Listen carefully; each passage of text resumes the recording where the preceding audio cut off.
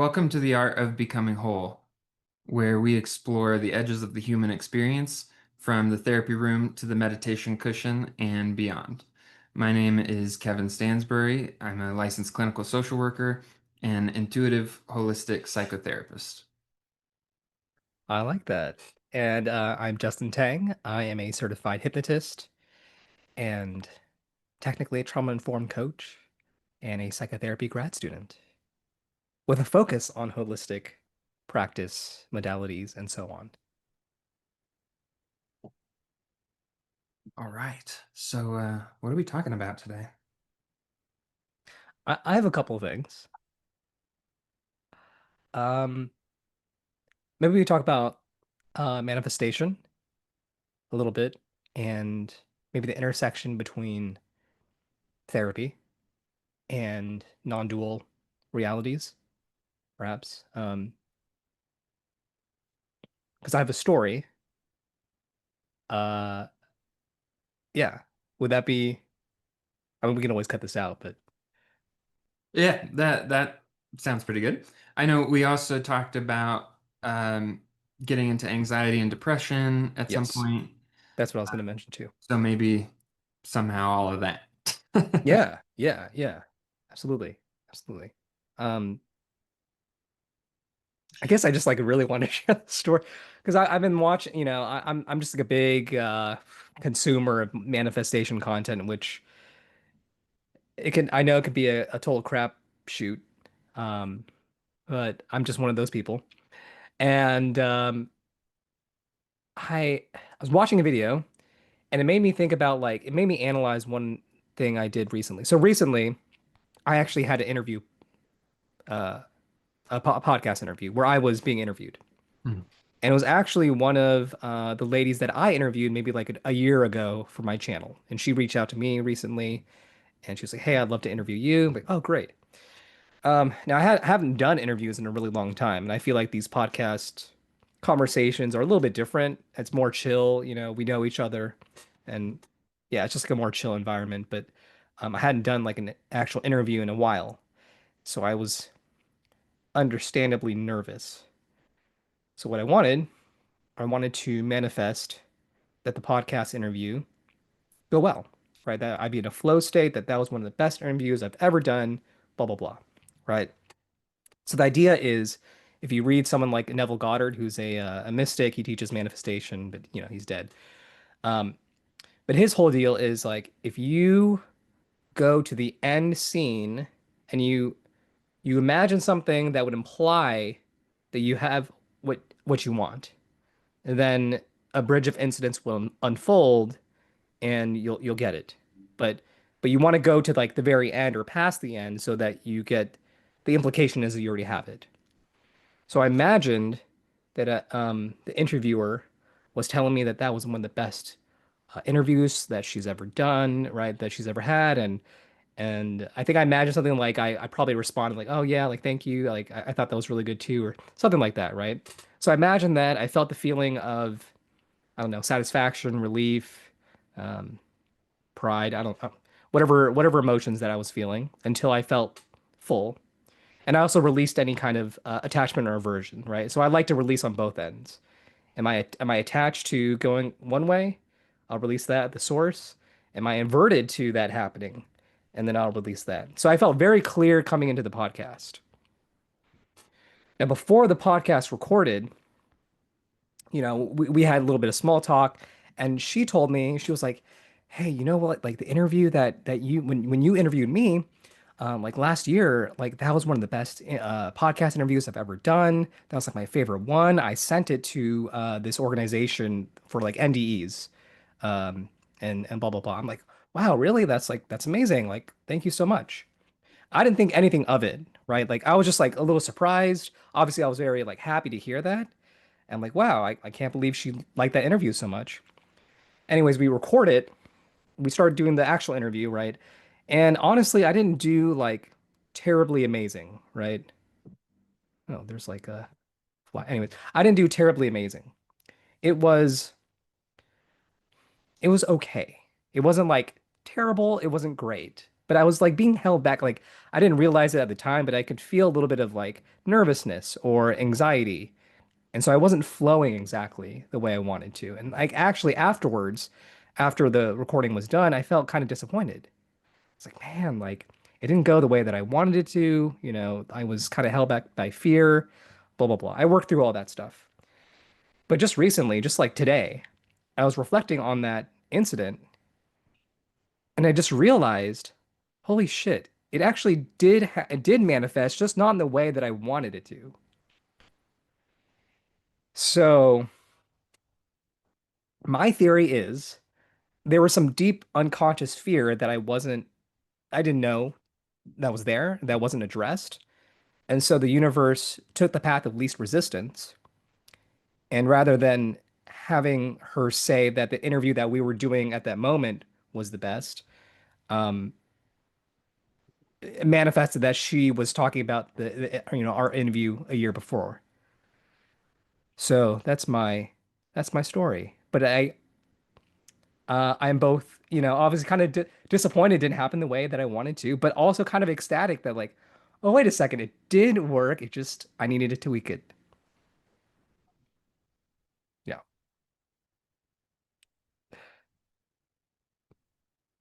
I have a bunch of thoughts. Yes. Yeah.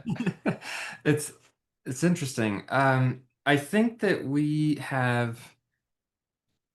definitely touched on manifestation before. We've alluded to it. I don't know if we've really done like a deeper dive on it Yeah. or unpacked it a bit.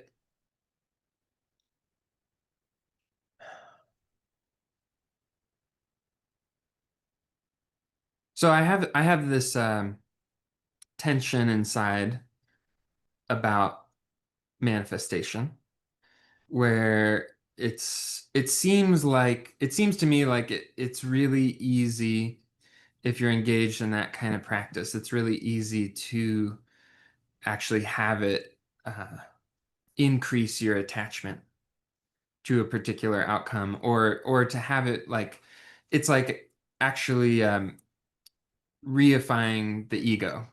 It's like making it more solid that you're actually coming from this egoic place of thinking you know what you want and how it should look, and then being attached to that.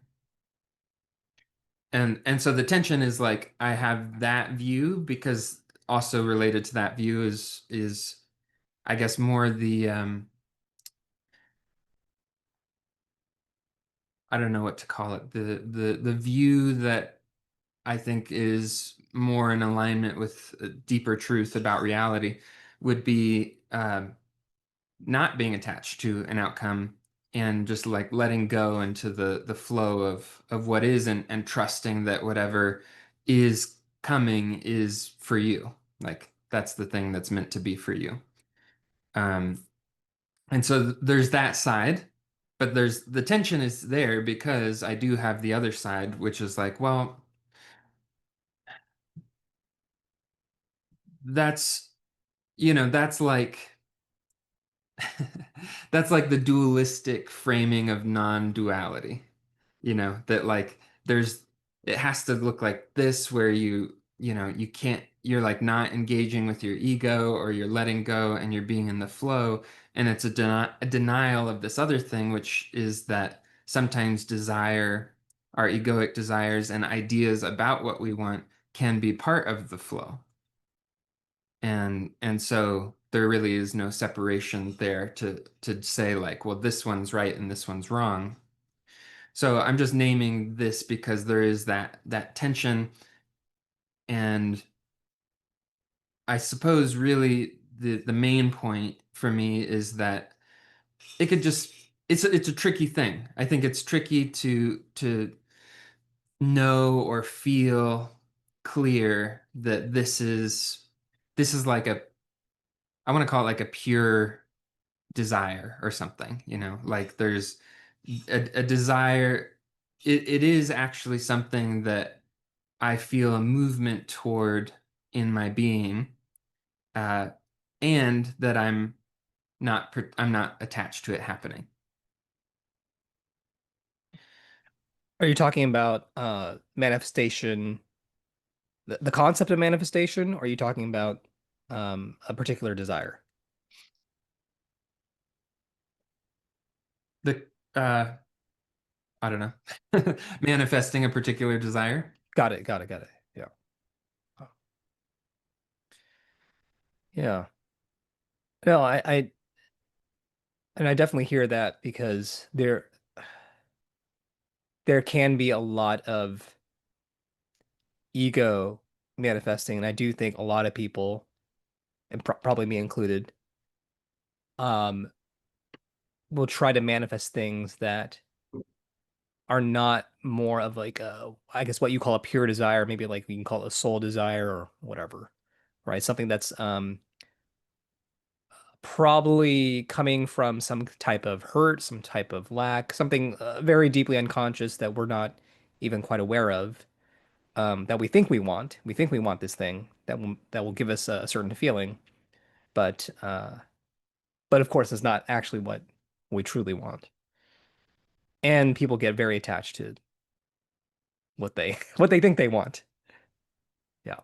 No, I can understand that. Let's just get into the weeds here. Sure.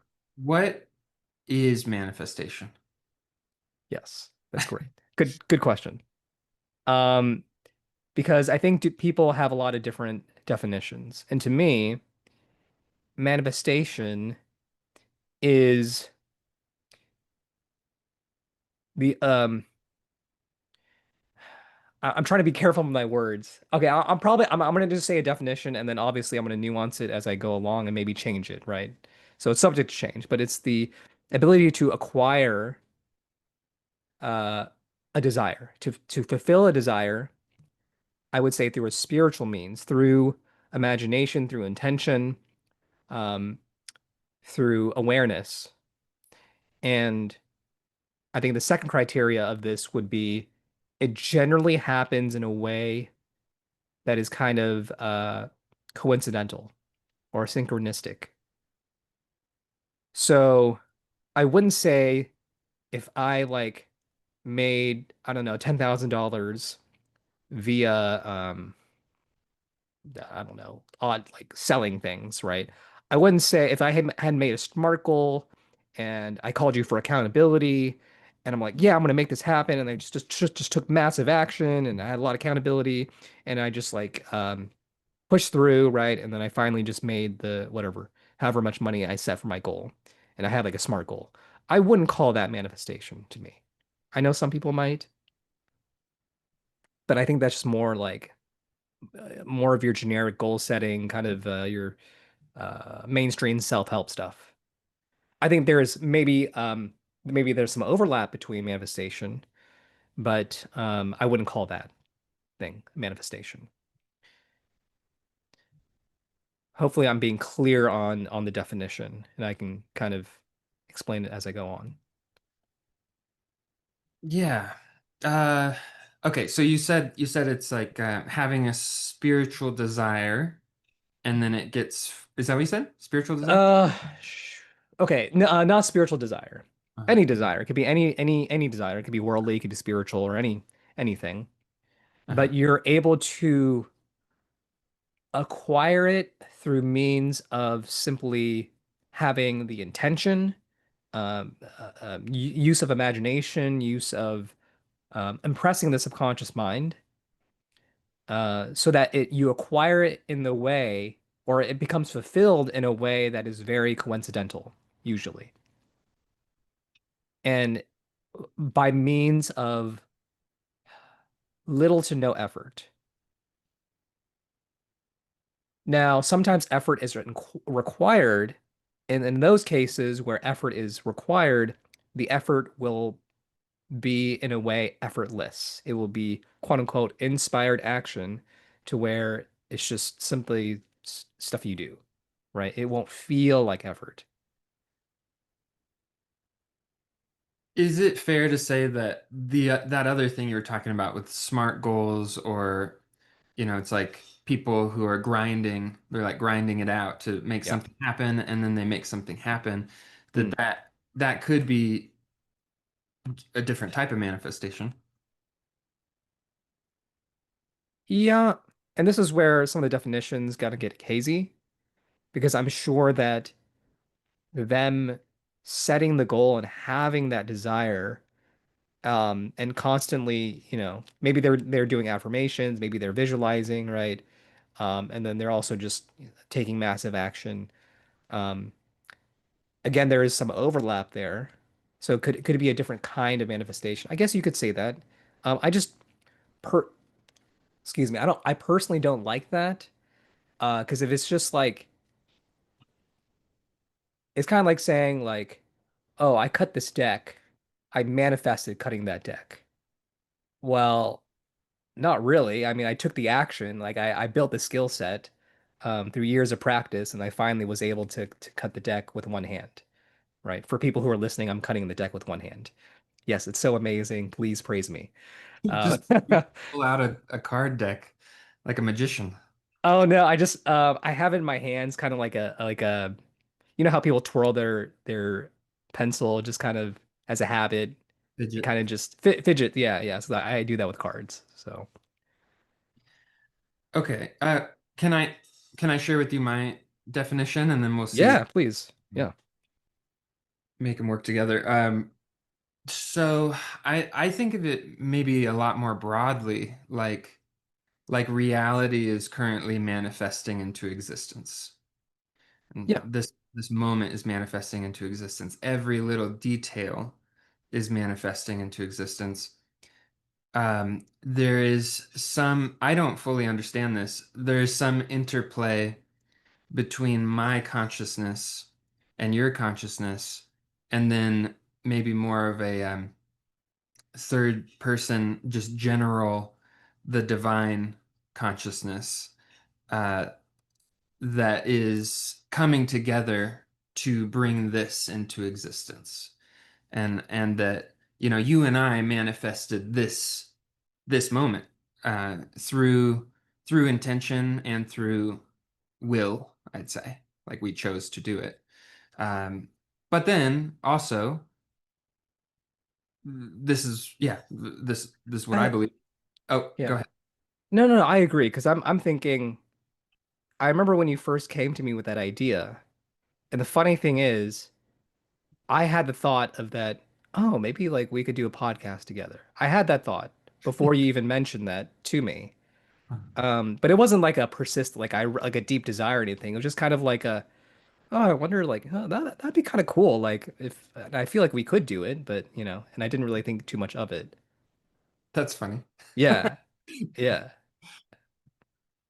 Yeah, and So I originally I was planning on just having a podcast like by myself, just doing my own thing, and it just fell into place. I mean, so this is the synchronicity part of it. It's like we were just having conversations every couple of weeks about all this stuff, and then yeah, the thought just popped into my head, like, oh, we could just record that.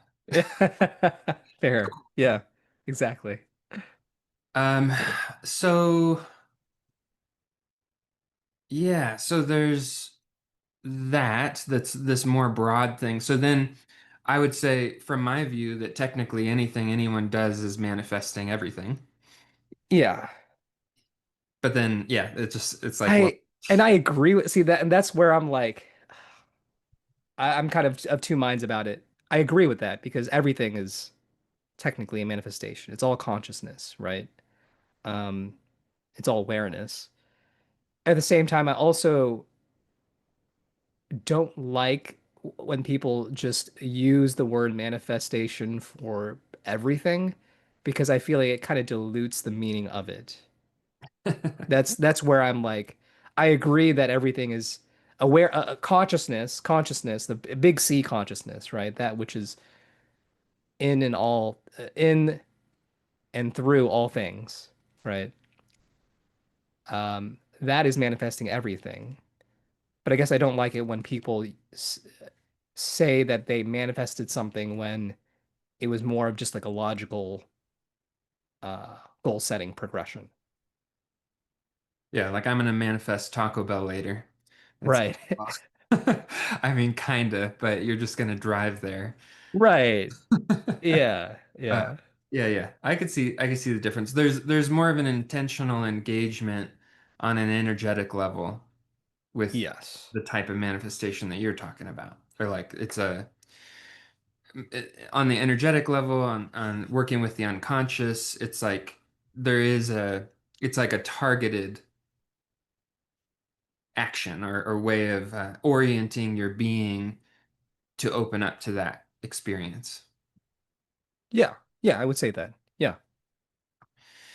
I want to go down a tangent because it's frequently uh, the argument against manifestation, Sure. which is I've heard it so many times. It's like, well, if we're manifesting reality, it's like so I fucking always butcher that word solipsistic. Yeah. Yeah. Uh, Solipsism. Yeah. yeah, that it's like I alone am real and that I have some magical control over reality. And then the argument is like, well, yeah, go step in front of a bus and try and manifest it away. And like, manifest it not hitting you sort of Right. thing. Right. And to me it's like a very beginner level critique, or like it's a critique of the beginner level of manifestation that people get into, where they think it's about creating a vision board and that you can just manifest a Ferrari in a few weeks or something. I don't know. Right. I don't know what Yeah. I'm trying to do out there. But yeah, like a really it is a bit solipsistic, and just there's an exaggerated sense of power, maybe personal power or egoic power that gets associated with it. And so I just want to tease it apart a little bit with you. If if it's let's if it's raining outside, who's manifesting that? It's a good question. Um, I think there are yeah, I think there are two answers for that. And maybe you'll disagree with me. So so let me use an analogy. Um, Neo in the Matrix.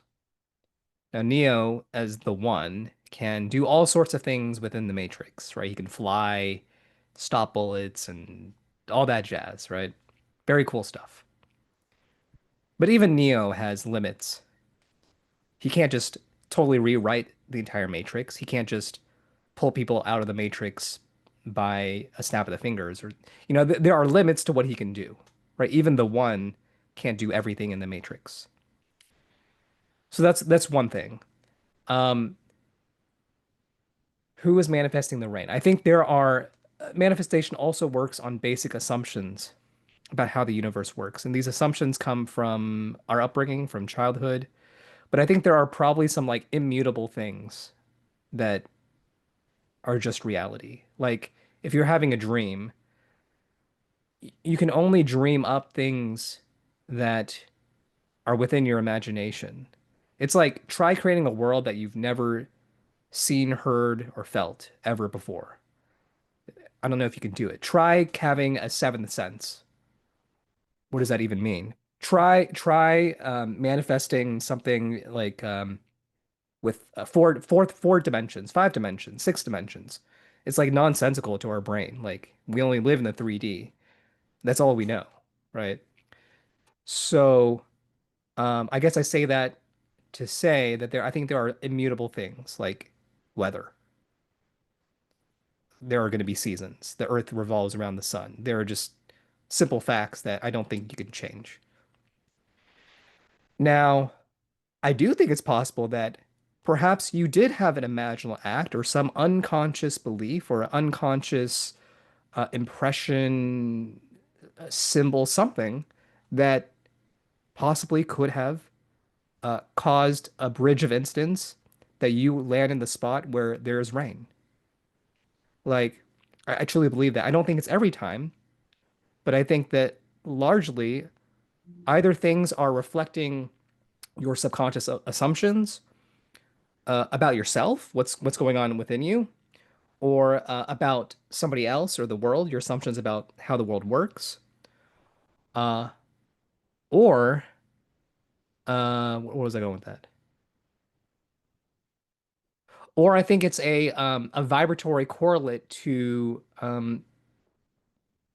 whatever's happening inside. So like maybe if I have a bunch of resentment, that there's no like specific manifestation to this resentment frequency, but I'm gonna generally go through life and some incidents will happen to where that will something will bring up that resentment, right? I'll just everything will just bring up that anger, right? I'll just see things through the lens of that anger or resentment. So analogously, maybe the rain is representing something within your unconscious. Now, maybe it's not. Maybe it's literally like you just how the world works, right? And I think a lot of self inquiry and self reflection and awareness can kind of bring up that fact. Like a few weeks ago, I think it was a few weeks ago, there was a crazy storm here. And I did ask my subconscious, is this what's going on within me? Is this why I'm experiencing this? It was like, yes. There's some storm within me unconsciously that I need to resolve. So I did. Now, we had rain a few days ago. I mean, it's been Texas just bipolar weather. But another time, we had rain, and so I asked my subconscious, maybe is this reflecting something within me? No, nothing. So it's not like every time. I don't think that it's like a one-to-one correlation, right? Sometimes it's simply just that's just how the world works. I don't know. I just threw a bunch of crap at you. What are your? I don't know if you have any thoughts, disagreements. I have a thought. It's probably related, though it might not sound like it. I was thinking about, okay, I read this book years ago. Actually, I didn't read the whole book. I read several pages of this book, maybe it's chapters, by Peter Sloterdijk, I believe is how he pronounces his name. He's a philosopher, and the book's called Bubbles. And uh, I might be totally butchering his idea, but what I took from it, and I took some things from it and applied it to my own conception of what's going on here, which is that it's like we all, so I've heard it said that the universe has no center, and that every point is the center. Have you heard this? Sounds familiar, and obviously I'm no physicist or cosmologist, so but I think I've probably heard something like that before. Yeah, so it is a particular theory. I don't know if they were backing it up with mathematics or what, but I heard some, I think they were physicists talking about this. And I've also heard that same thing applied to the realm of consciousness.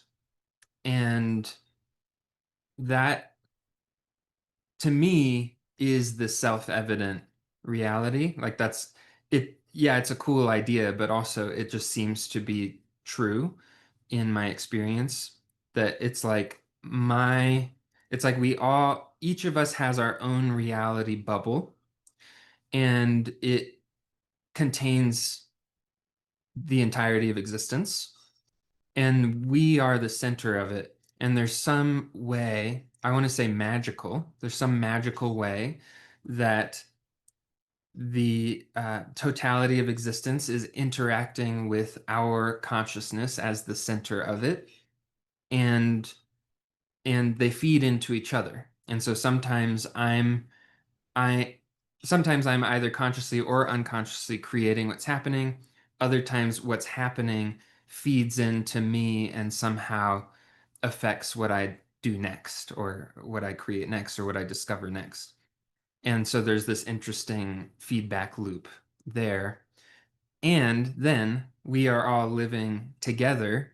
We're in a way co-creating a reality, And so there's this way that the bubbles all interact with each other and feed into this larger overarching expression of the collective experience.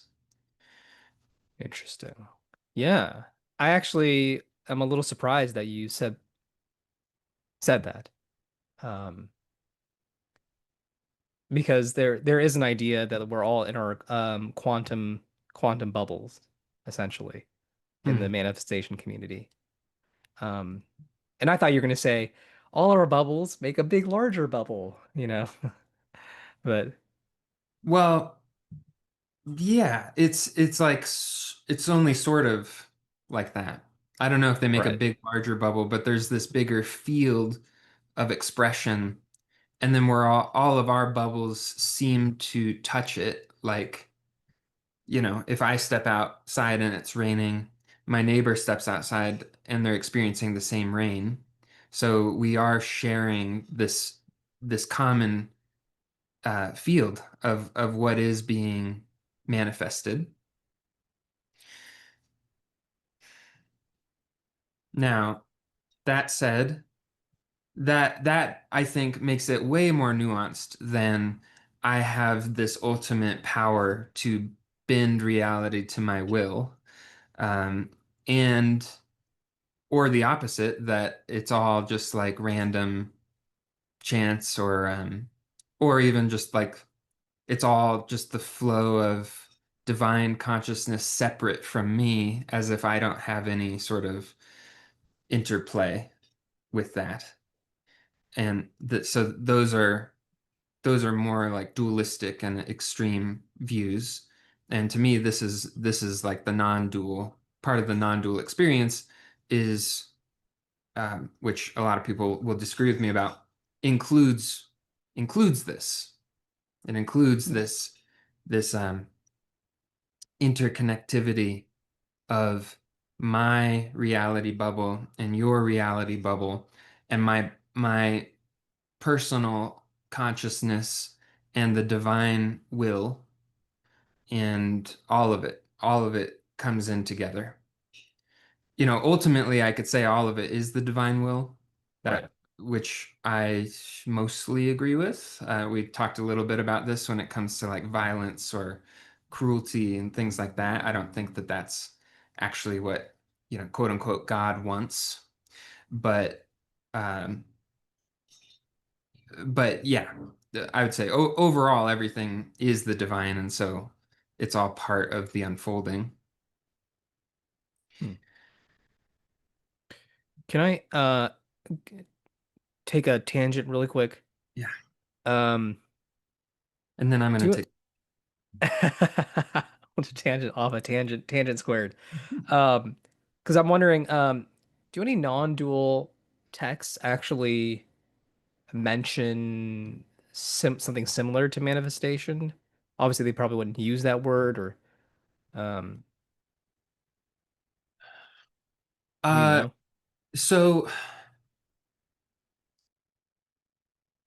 I feel hesitant because I want to do him justice. But in Suzuki Roshi's book, Zen Mind, Beginner's Mind, there is a passage,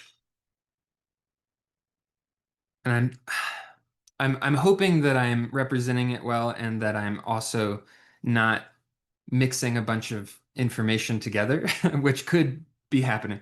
But there was something about Buddha nature. He's talking about Buddha nature, and he's talking about how it's like,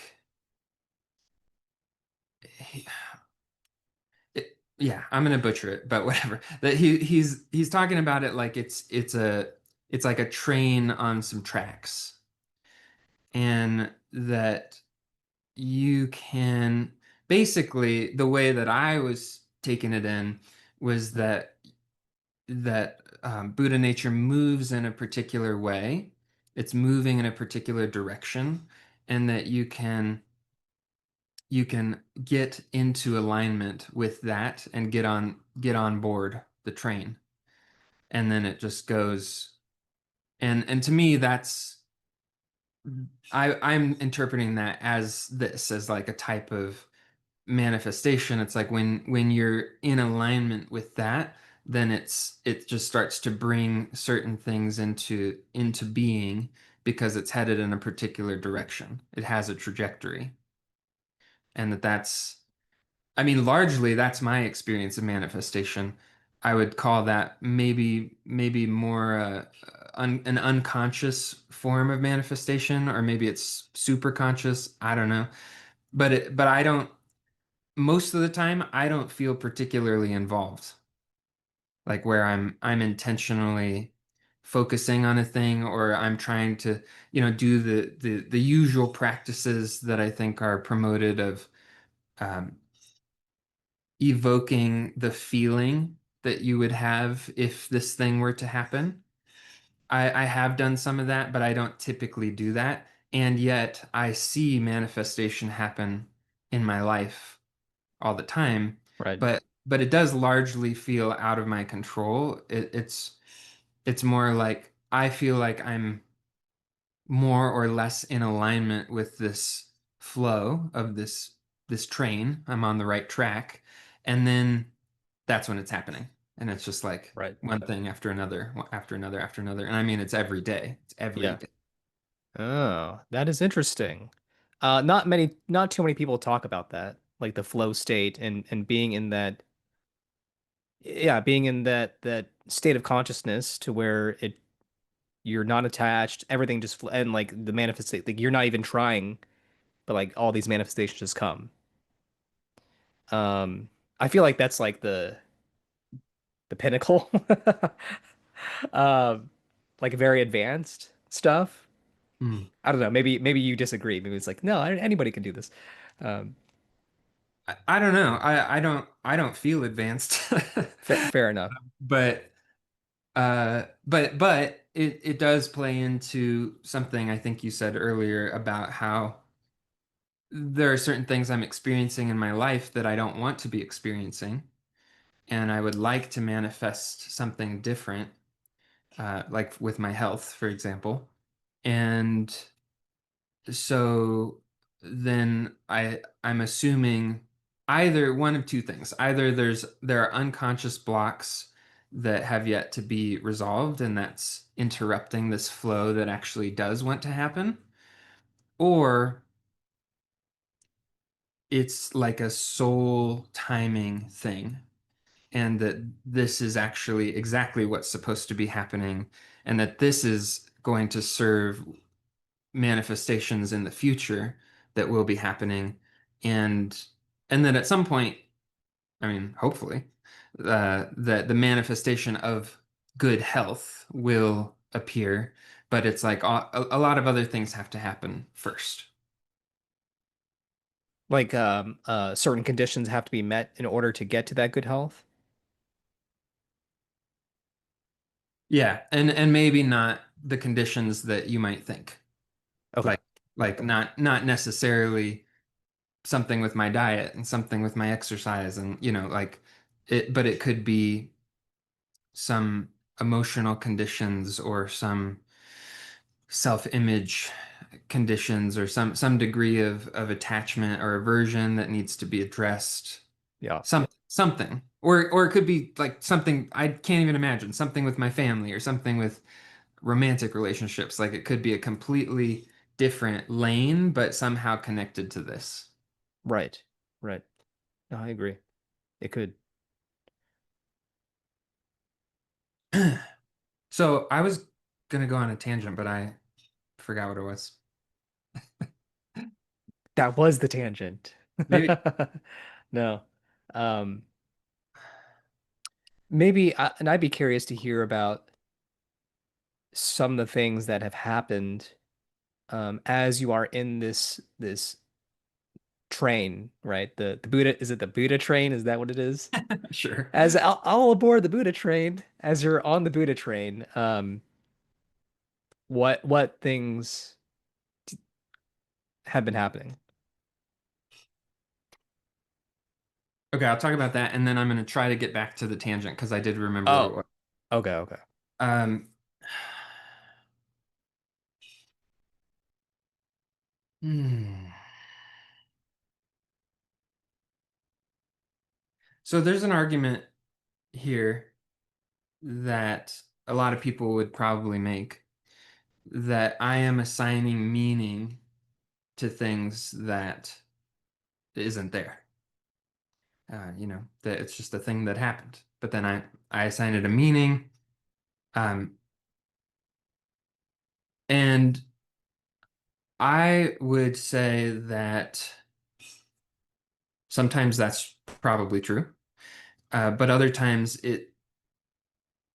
because of this way of being that I am so passionate about and like to talk about, there is a divorce from meaning making where it's like I can just see what's happening. Um,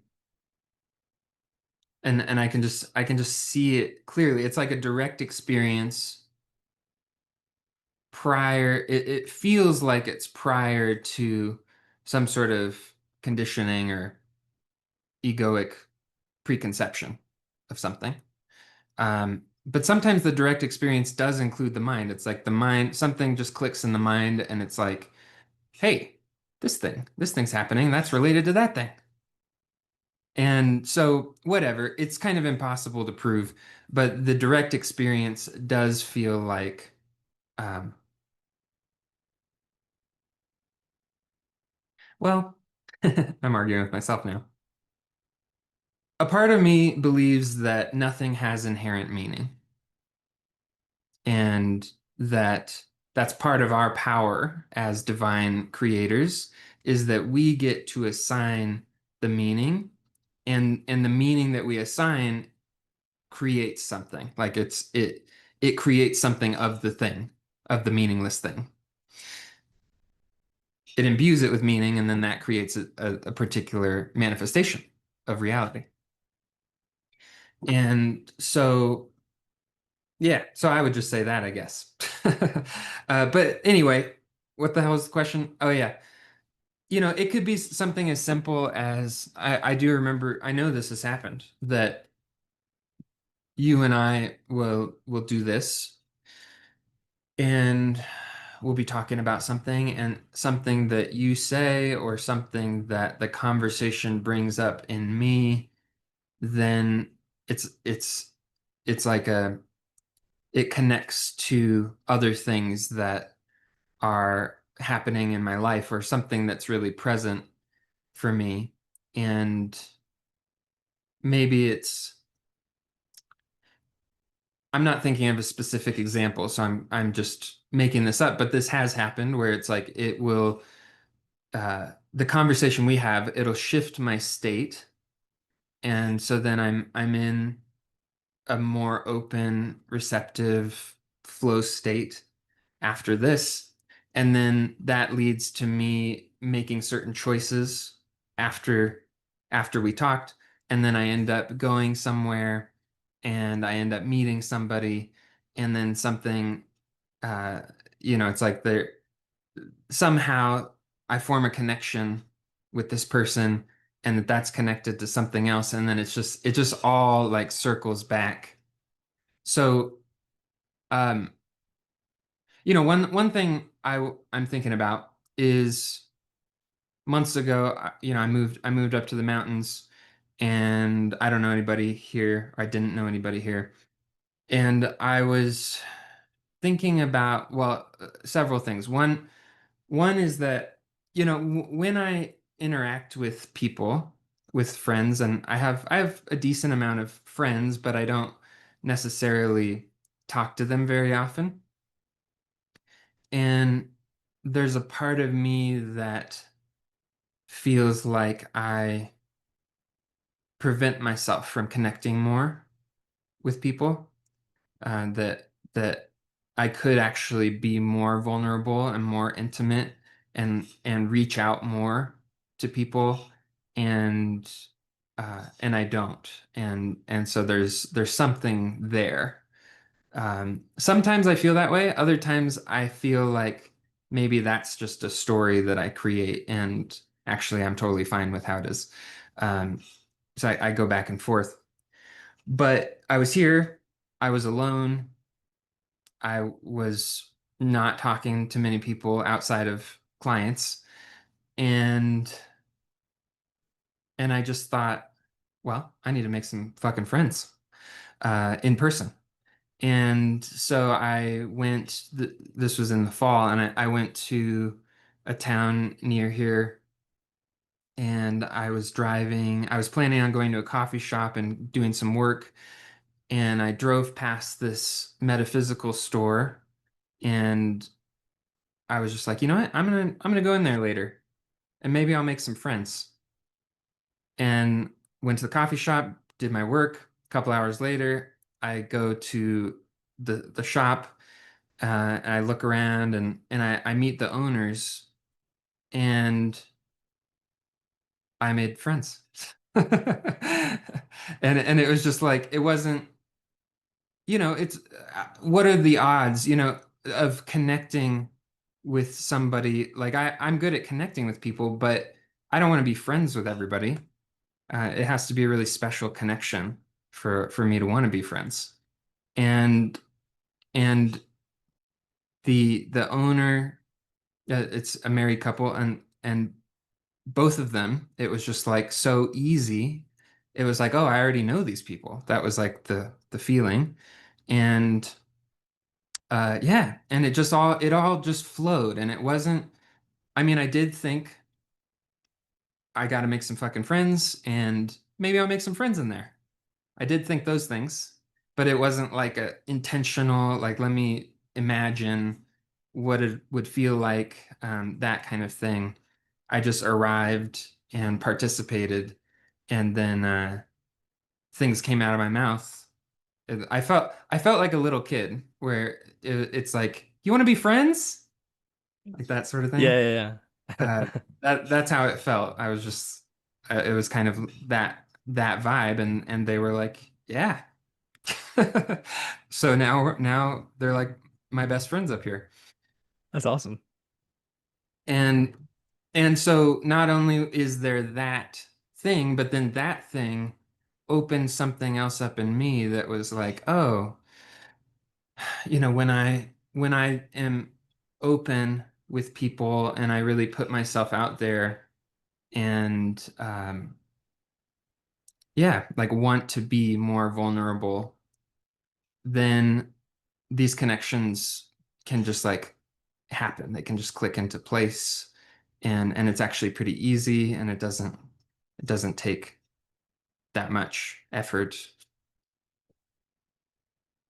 So it changed something, or at least it started to change something in me around relationships and how I participate in relationships. Hmm. And I think that's how I hate to say true manifestation. Um, More of the deeper types of manifestations that we want, it's really about changing self. It's really about, and it comes back to, and I think this is why good psychotherapy will lead to some kind of outward manifestation. Like you're changing your relationship to yourself or to the world or to others. Um, and that's going to have an effect. And I really think that like at the core, uh, that's what manifestation is about changing the self. Now, I do think there's like a lot of different techniques out there, but techniques are the only real purpose of every technique is to change uh, your relationship to that thing or to yourself, and to what was like change it changes your state of consciousness. That's really what it's about. And you can do it in a whole bunch of different ways, right? And for you, it's just like you just having that thought. Um, hey, it would be I really need to make friends. Huh? Maybe I can make friends with these people, right? And I still, I think that, I mean, I guess technically that is a technique, right? But what manifested was your state of consciousness. So, Yeah. Yeah, and I'm thinking about, I don't know, just other days. Like I just happened to be. in the right state for it to happen too, because sometimes I might be having a hard day or feeling shitty physically, and then I just like don't, I get in front of people and I just don't, it's clunky, it doesn't it doesn't flow. I'm just not, I don't feel fully available. And so it's just like everything had to line up perfectly. I do actually remember feeling shitty that day, so there is that, but it doesn't always matter.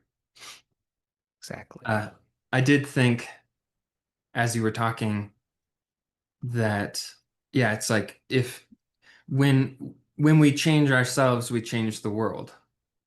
Mm, And when we change the world, ourselves change. So that's that feedback loop. right, right.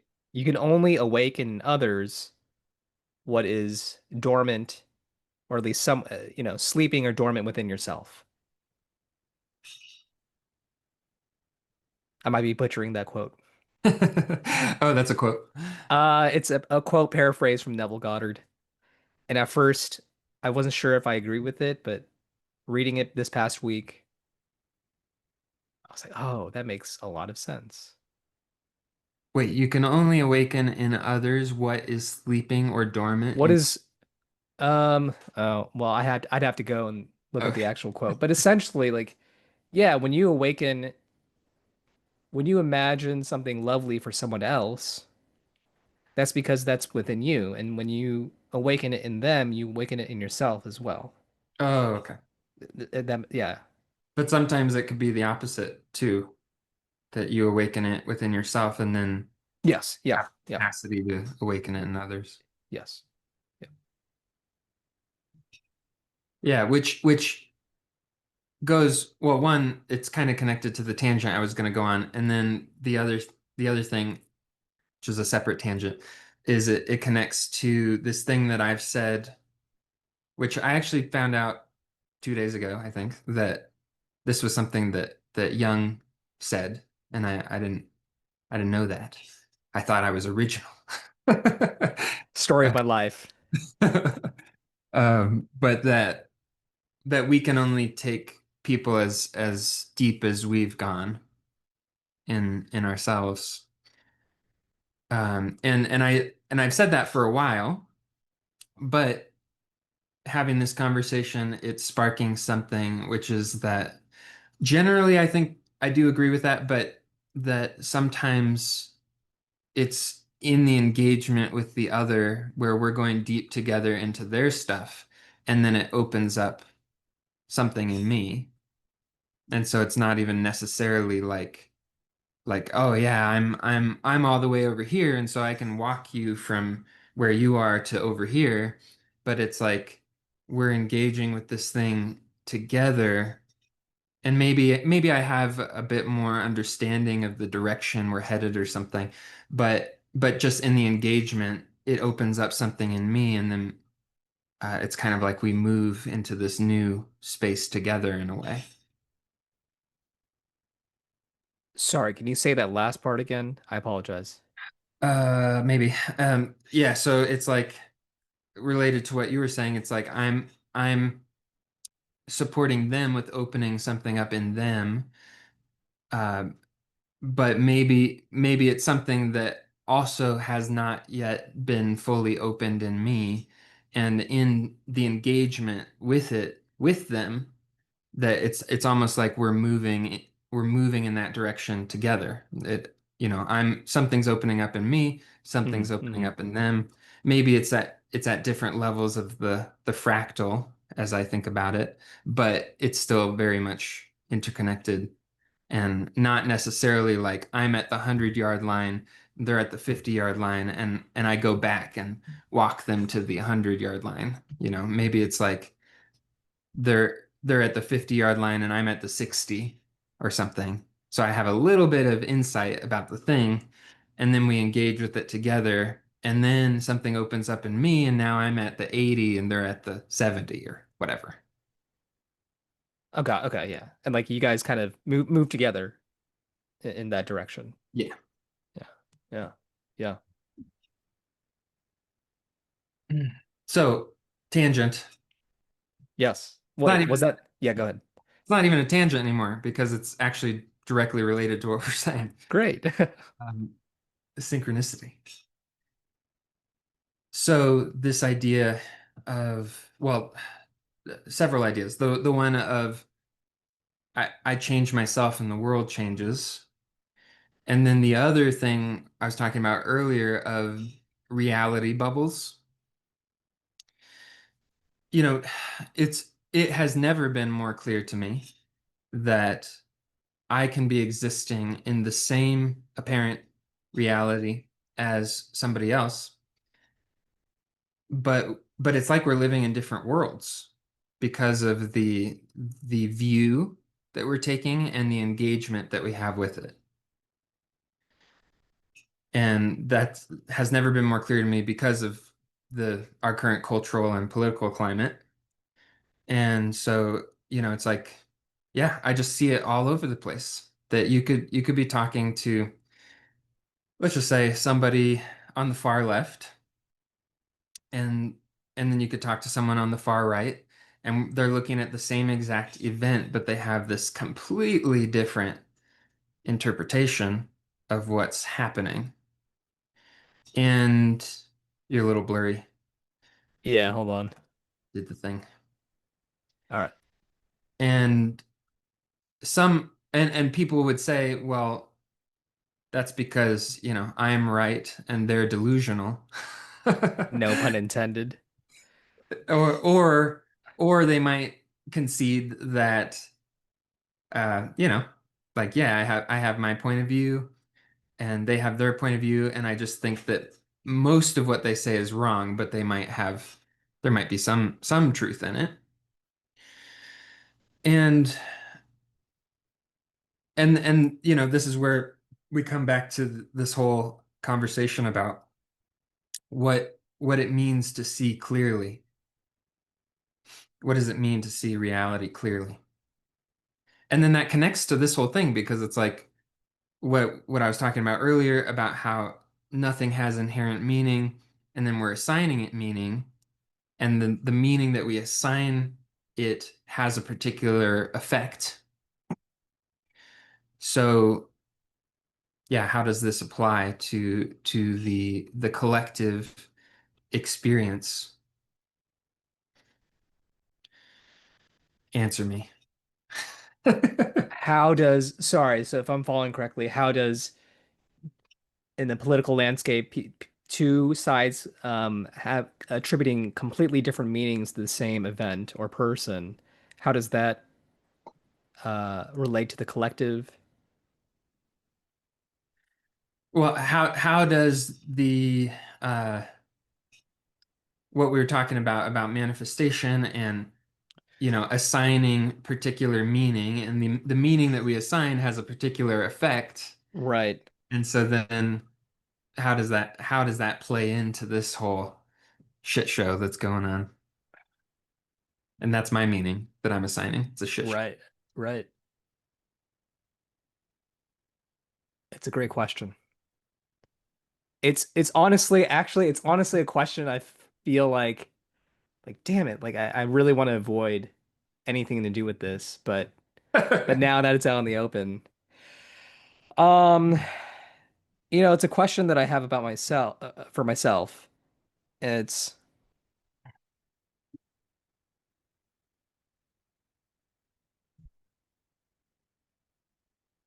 how does it affect the collective?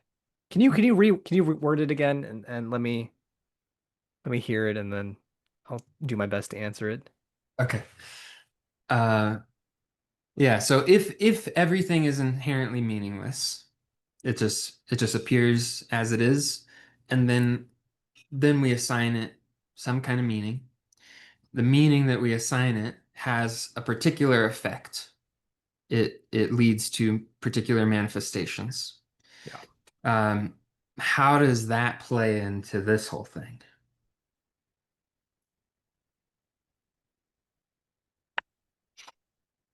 as a collective. Mhm. And individually, whatever. Well, yeah. So maybe let me like take a step back because even assigning a meaning to what's happening collectively, an individual has to do that. Like, even if I agree with all of what the left is saying or all of what the right is saying, I have to be the one to ultimately decide that I agree with that particular group or that collective. Um, does that make any sense as to how this relates? Getting there, getting Kind of. somewhere. Okay. So where was I going with that? I think that was I was trying to take a step back and then okay, how does this relate to? Oh, you know what? I think it does relate. So, and I'm pretty sure there's a idea in Buddhism that has this, at least maybe in like esoteric Buddhism, about thought forms or egregores. I don't remember the Buddhist term for it. Do you? Tulpas. Tulpas, thank you. Yes. Oh, we're getting to deep territory now. So this just popped in my head. Thank Yeah. God that popped in my head. Okay. For Uh, any listeners who want to go down that rabbit hole, you could just go Wikipedia tulpas. tulpas, Go yes. see what that's about. So I feel like the best explanation I've heard is through transurfing, uh, reality transurfing by Vadim Zealand. And he has his own term. He calls it a pendulum. But essentially, these are literal metaphysical uh, things that are created by a bunch of thought energy. So um, so a Trump would be the best example. Okay, Trump is a pendulum. Trump is he's intentionally or maybe unintentionally, maybe that's just honestly just his character, but it's his brand. I'm sure it's both intentional and unintentional that he is just like a super controversial figure, right? He's very um what's the word? He's controversial. I He see. creates a lot of um hate and love on both sides, right? He's kind of like a cult leader, right? But like that's exactly what he wants because I if you love him or you hate him, it doesn't matter. You're sending him energy, you're talking about him, you're giving him publicity, right? So that's exactly what he wants. And it just serves to better his purposes, right? So I think there's literally like some kind of metaphysical thought form that's feeding on all the hate that he's getting and all the love. It's on both sides. It's attachments and aversions. So I think with politics, there are literal things that are feeding off of this energy. And the more energy that it feeds off of, um, the stronger it gets. The more that we kind of get sucked into this thing, into politics or religion, right? And I think this is super controversial, right? Something like Jesus could be a thought form. It is very possible that my experiences in Christianity, the kind of mystical experiences, was because there was so much faith and expectation and energy and worship, right? There's like a lot of music in Christianity. Um, there's a lot of people who believe in it, right? So there's like groups of people who are praying together. Um, so I think that's all feeding into this thought form that feeds off of that and will actually somehow interact in the physical world, as crazy as that sounds. So, Yeah, let's call the people bring put you in a padded room. No, it doesn't sound crazy to me. I mean, it's just obvious uh, at this point. Yeah, and yeah, beautifully put. I think that yes, this that was the direction I was going to go too. So I'm just like workshopping this. I mean, everything that we talk about is really that. But the reality bubble thing, it's like, yes, everyone has their own individual reality bubble, but then the whole like thought form situation, it's like if you're directing your energy and in a particular way, I would say in a reactive way or a non-reactive way. one or the other. Those are the only options. Either you're either doing it in a reactive way, you like so attached, so much passion for this thing, or so much fear, so much hate, whatever, reactive. Or a non-reactive way, which is a disengagement. You're actually not feeding it energy. Those are the options. But anyway, so we have our own reality bubble, and then you've got this energy that you're either feeding into a thing or not. And if you are in alignment, there are these shared bubbles, I want to say, where it's like a shared collective bubble of meaning making and reactivity or not. And that you can either consciously or unconsciously get sucked into that, and then you're feeding that one bubble. And the larger that one bubble gets, the more power it has behind it, the more it actually shapes reality and what's happening. Yeah. Thank you. Yeah. And that was articulated much better than I did. Yes. It will it shapes reality. Yeah. And it's kind of scary to think about what's going on about it. It could be scary if you want to feed that bubble. Fair. You're right. And I think this is one of those things I really need to take a look at is because my tendency is that I will unconsciously avoid or be in apathy and and I'll call that disengagement or unattachment. And maybe there's a level of that, but really with apathy or avoidance, it's what you were talking about with the fear. There's just some underlying fear, and apathy and fear, and kind of like a low vibration.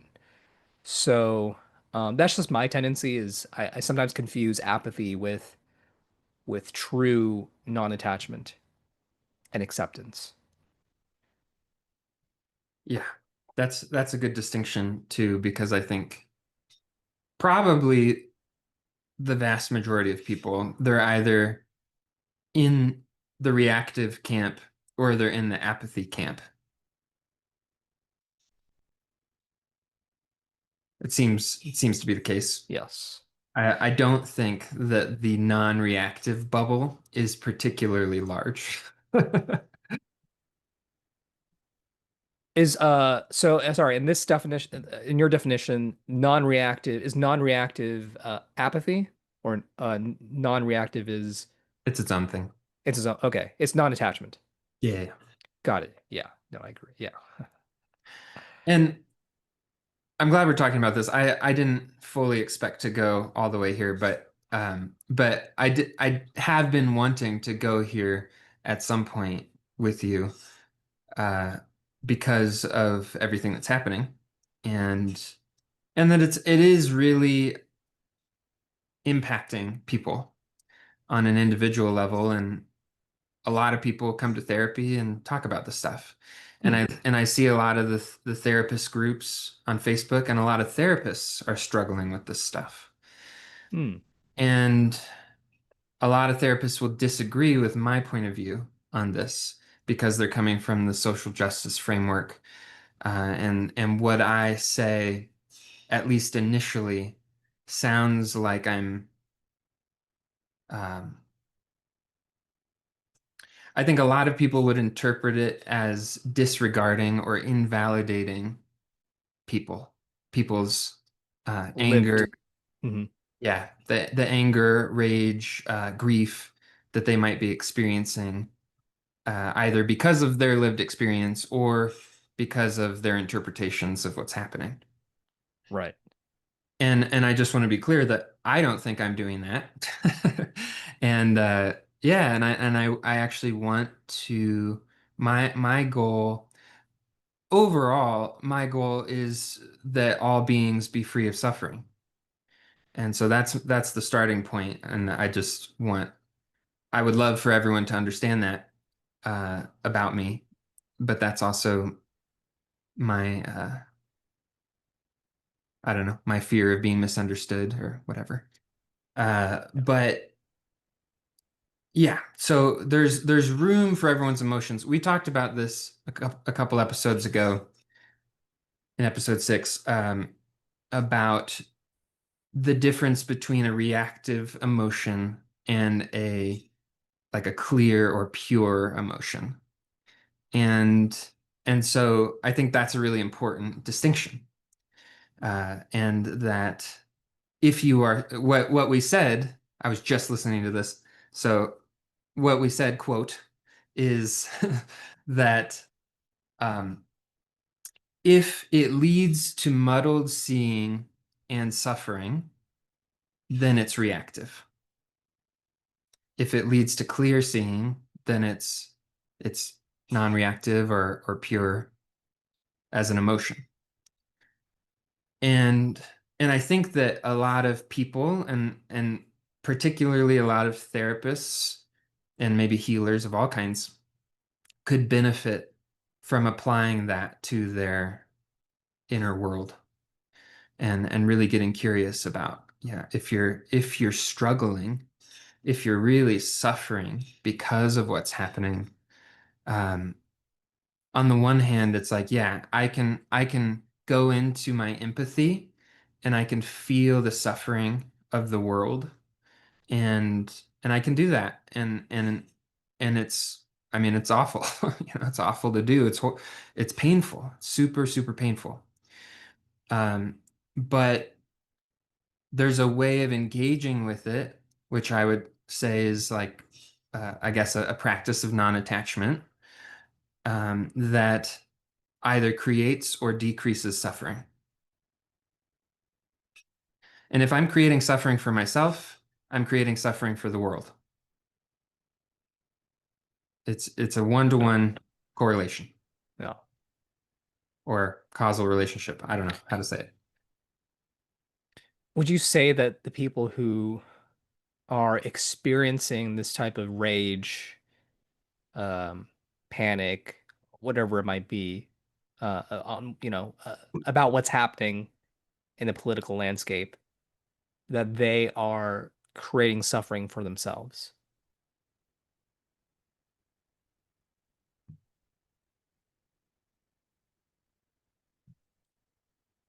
I mean, yes, with a caveat. I also want to add that I know what I look like. I come from the social justice world. I'm a social worker. I understand the point of view that's there. And I do understand not only that, but I grew up in the United States and I grew up in like a nice neighborhood and went to some good schools and wasn't exposed to a lot of like crime or chaos in my community. And all of these things are privilege. And I am privileged. And so I have a recognition of that. I think that a lot of people use that to disregard people's perspective, which Right. I don't think that that's appropriate. But I kind of get it because they feel disregarded, and so they're like, we'll just disregard each other. But anyway, your question was something. What was it? Yeah, are the people who are experiencing this type of rage or panic or any kind of, suffering, are they the ones creating that for themselves? Largely, yes. If I'm just imagining, I'm uh, becoming somebody in a different circumstance and imagining what that might be like in my mind. And so if I'm in a position where, let's just say that I'm trans and there are policies being passed that directly affect me, uh, and depending on the state you live in, some of them are pretty strict, and exclusionary.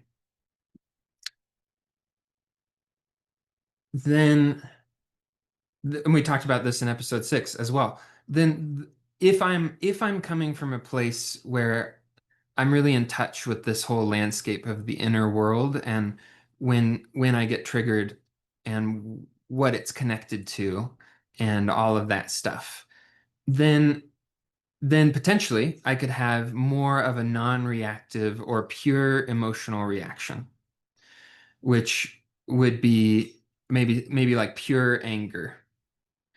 Um, I know some people in the personal development world would say that like rage can be appropriate. Um, I'm like right on the line there. I just think most of the time it's reactive and just causes suffering and causes us to act in ways that create more suffering. So I don't know. I guess sometimes I feel like for me that I need to and have needed to feel rage. It was absolutely what needed to happen because of whatever was going on unconsciously or things that happened in my past. It was like a lot of stored up anger that I didn't feel, and so it built up into rage, and so then I had to feel it. And so I'm not saying that it's like always bad to feel rage, but specifically attached to something that's happening in the world. To me, I'm just imagining something's happening in the world, it pushes an internal button, and there's something from my past that is still alive in me and unaddressed, and that locks into the rage, and then I just get stuck in this place where I'm projecting rage out onto something, and it's like a helpless, powerless state. It's suffering because then it's how does it end? As long as, let's just say Trump, as long as Trump is in office, you're just going to keep feeling that. Right. Right. How is that going to help? Yeah. Yeah. So, is it all self-created?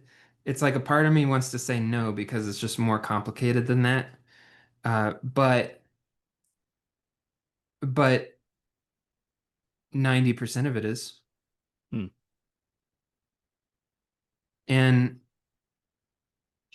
and maybe you have to get into a privileged position socioeconomically to to be able to have that kind of experience.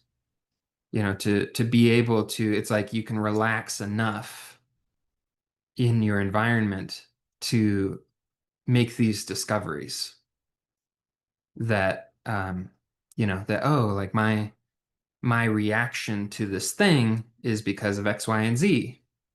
And it's like you have to have a safe enough environment to even relax enough to do all the stuff that we talk about. If I'm living in a war zone, then it's like Yeah. Yeah. it doesn't even matter. Yeah. It Yeah. doesn't- At that point, yeah, like therapy is not going to do anything. The well, first priority is getting out. That's yeah, I don't know if it wouldn't do anything. I think it's possible. I think about Viktor Frankl. I never actually read that book that he wrote, but what's it called? um man's search for meaning. Yeah, that he wrote in Auschwitz, I think. Um, and so there are extreme circumstances that humans can be in where turning inward produces an incredible sense of peace. So I do think it is actually possible in every circumstance. However, it's much harder if you're not relaxed, Right. Right. if you're not safe. Yeah. So, I mean, we can go in a lot of different directions here. I'd be curious, and maybe I could share my opinions, which could be totally wrong. But I'm wondering if like what led to And I know we started with one topic and now we're going into a whole bunch of different ones. But like what do you think led to the state of psychotherapy being like this? And I want to preface it with because at least in America, cognitive behavioral therapy is like king, right? It's the thing that dominates the industry, and it's very in line with kind of the medical way of thinking. Like there's these cognitive distortions, we can just fix it, we can manualize it, we can study it, um, and here we go, right? Um, and I say that because it seems like the circles that you're in with these different psychotherapists, that would be a ways away from this type of CBT thinking, right? Because like even if you mention, hey, have you considered that your rage is coming from a cognitive distortion? That would not go over well at all. Um, so yeah, I guess I say all that to say, like, how did we end up here knowing that CBT had such a major influence, right? Um, I don't know if you have any insights on that. Maybe. Yeah. Let me pause so Yeah. I can go pee. Yeah. All right. I don't know for sure about all this, but I want to blame social workers, blame my own kind, because of it's just the social justice movement. And part of me would like to tread carefully here. Another part of me doesn't care anymore. Um, the words social justice, it's like I love social justice. I am a champion for social justice. Absolutely. When I say I want everyone to be free from suffering, I think that is the ultimate goal of social justice. So I want to be clear about that. But it has become distorted. And I think it's become distorted because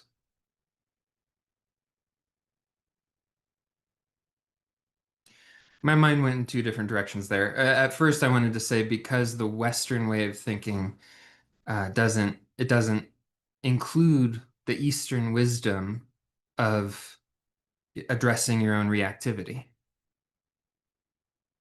But then it went a different direction, which is like, well, yeah, what you were saying, cognitive therapy, in a way, it's related to that. Addressing your own cognitive distortions. It's like, well, what does a cognitive distortion do? It causes suffering. Yeah. But yeah, I think it's like a pushback against the extreme end, that pendulum swing that happened with cognitive therapy and the medical model and pathologizing people's feelings. And it went too far. The pendulum swung too far in that direction. And so there is always the natural reaction. The pendulum swings too far in the other direction. This is always what happens with culture. And so that's it.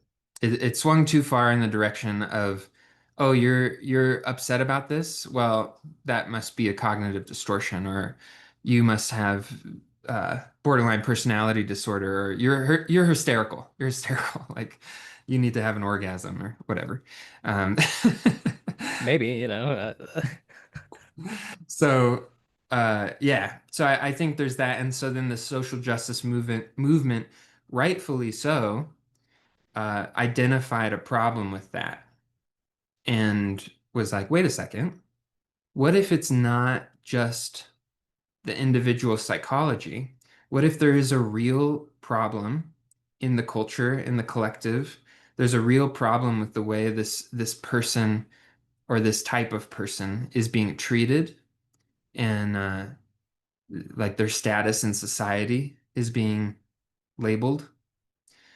or determined, and that's what is causing them to suffer.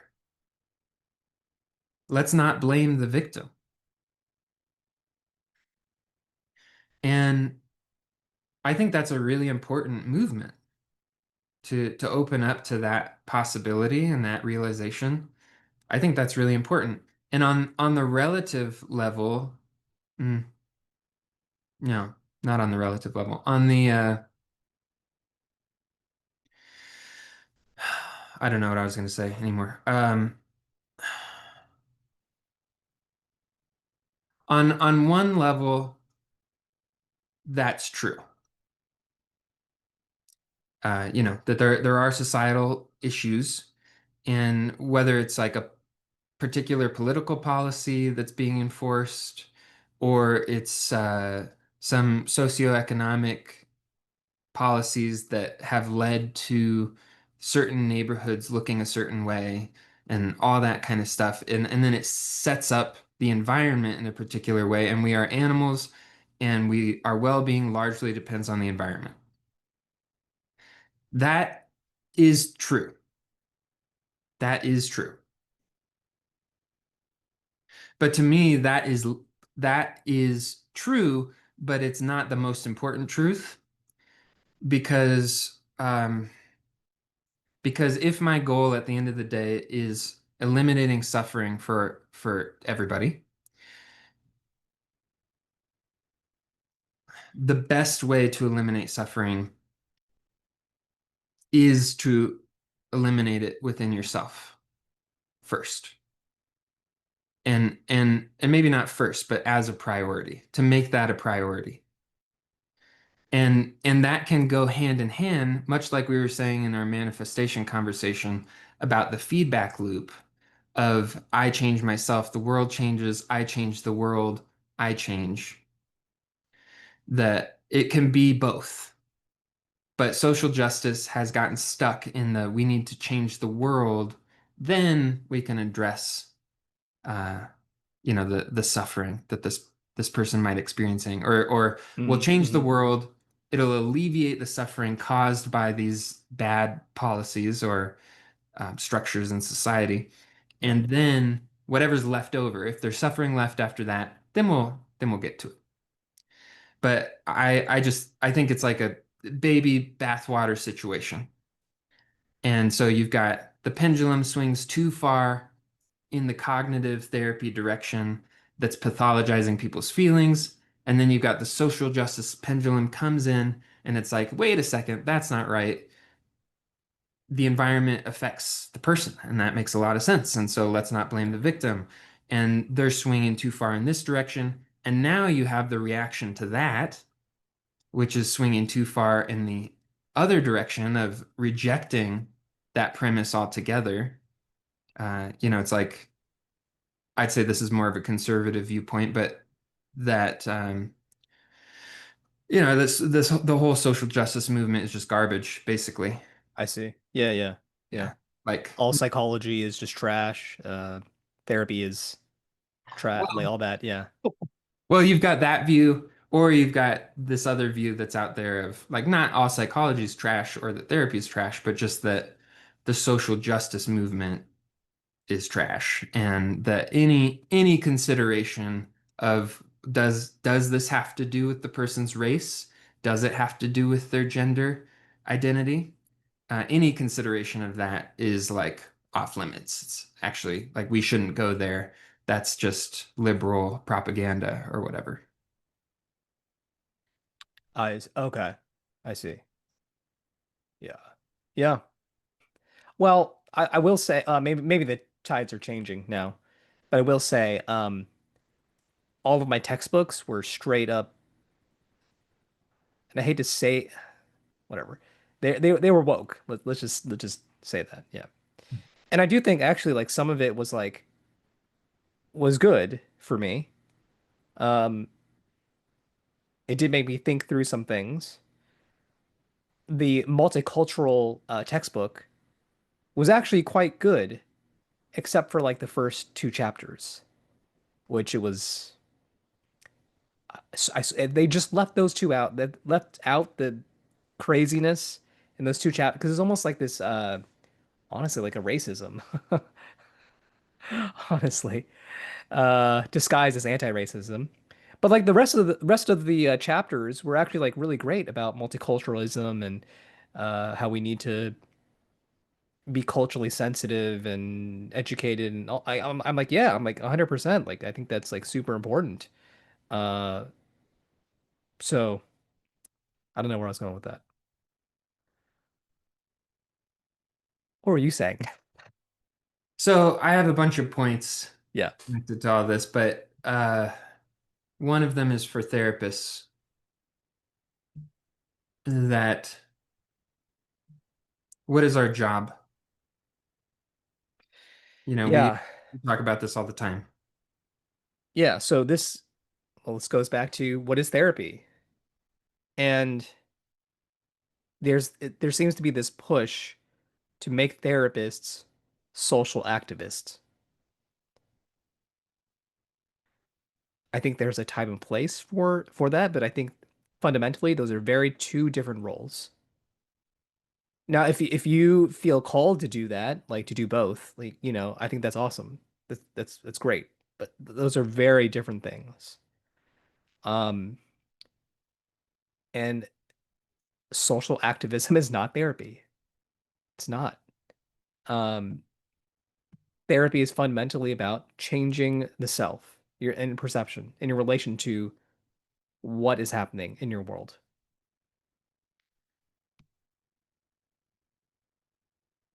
So actually, until really recently, I would have 100% agreed with you. Oh, okay. Interesting. Okay. Um, and now, I was thinking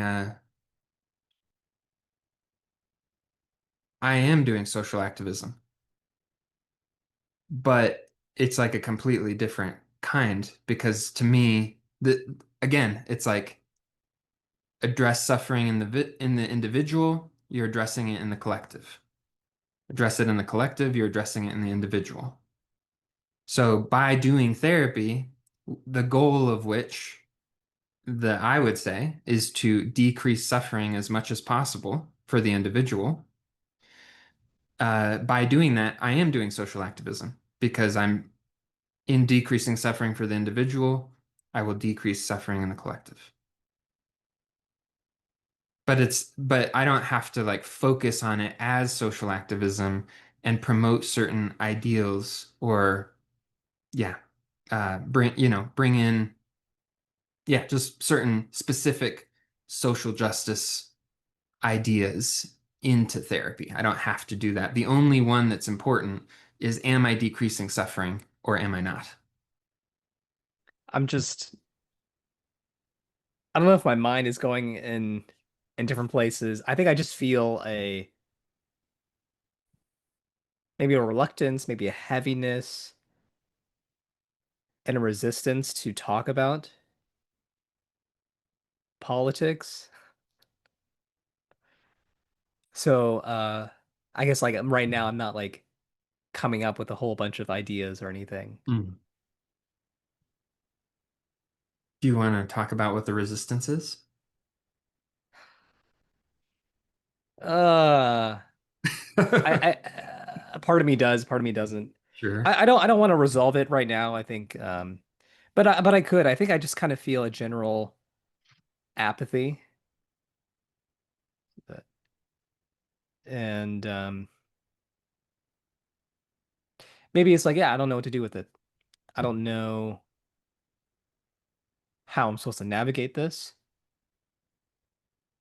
and then I feel frustrated or angry that it is this way, that it's so divided, and that it's so um,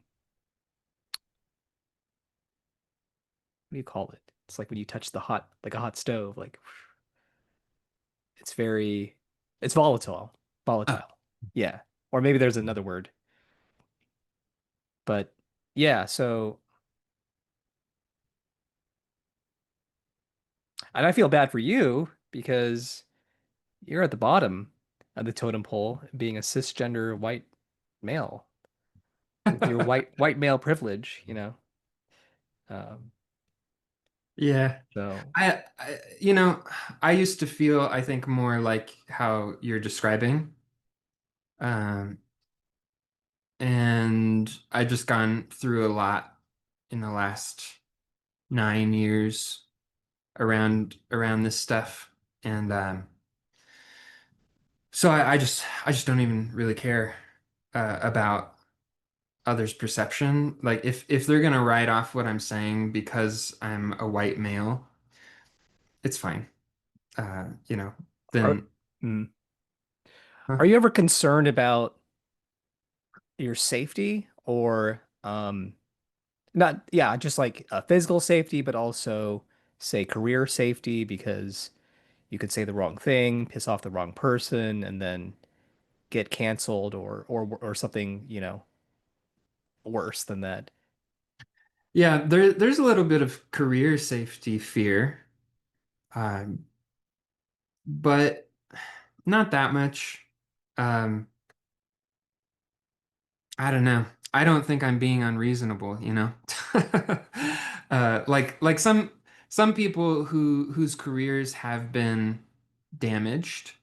I would say I don't think that their careers should have been damaged, but that you know, because of some of these entrenched ideologies in certain licensure boards or whatever, that their careers were damaged. But those people, I also think, are swinging the pendulum too far in the opposite direction. So, I mean, I think my general stance of everyone should be free from suffering is not controversial. Yeah, and I think the disagreement is how do we get to that end of suffering? And I think that is where, well, first, I think people are disagreeing on what the goal is, right? What suffering even is or end of suffering. And then people are also disagreeing on the methods and the means to get there. Maybe I feel protected in a way because Your white male privilege. No, kidding.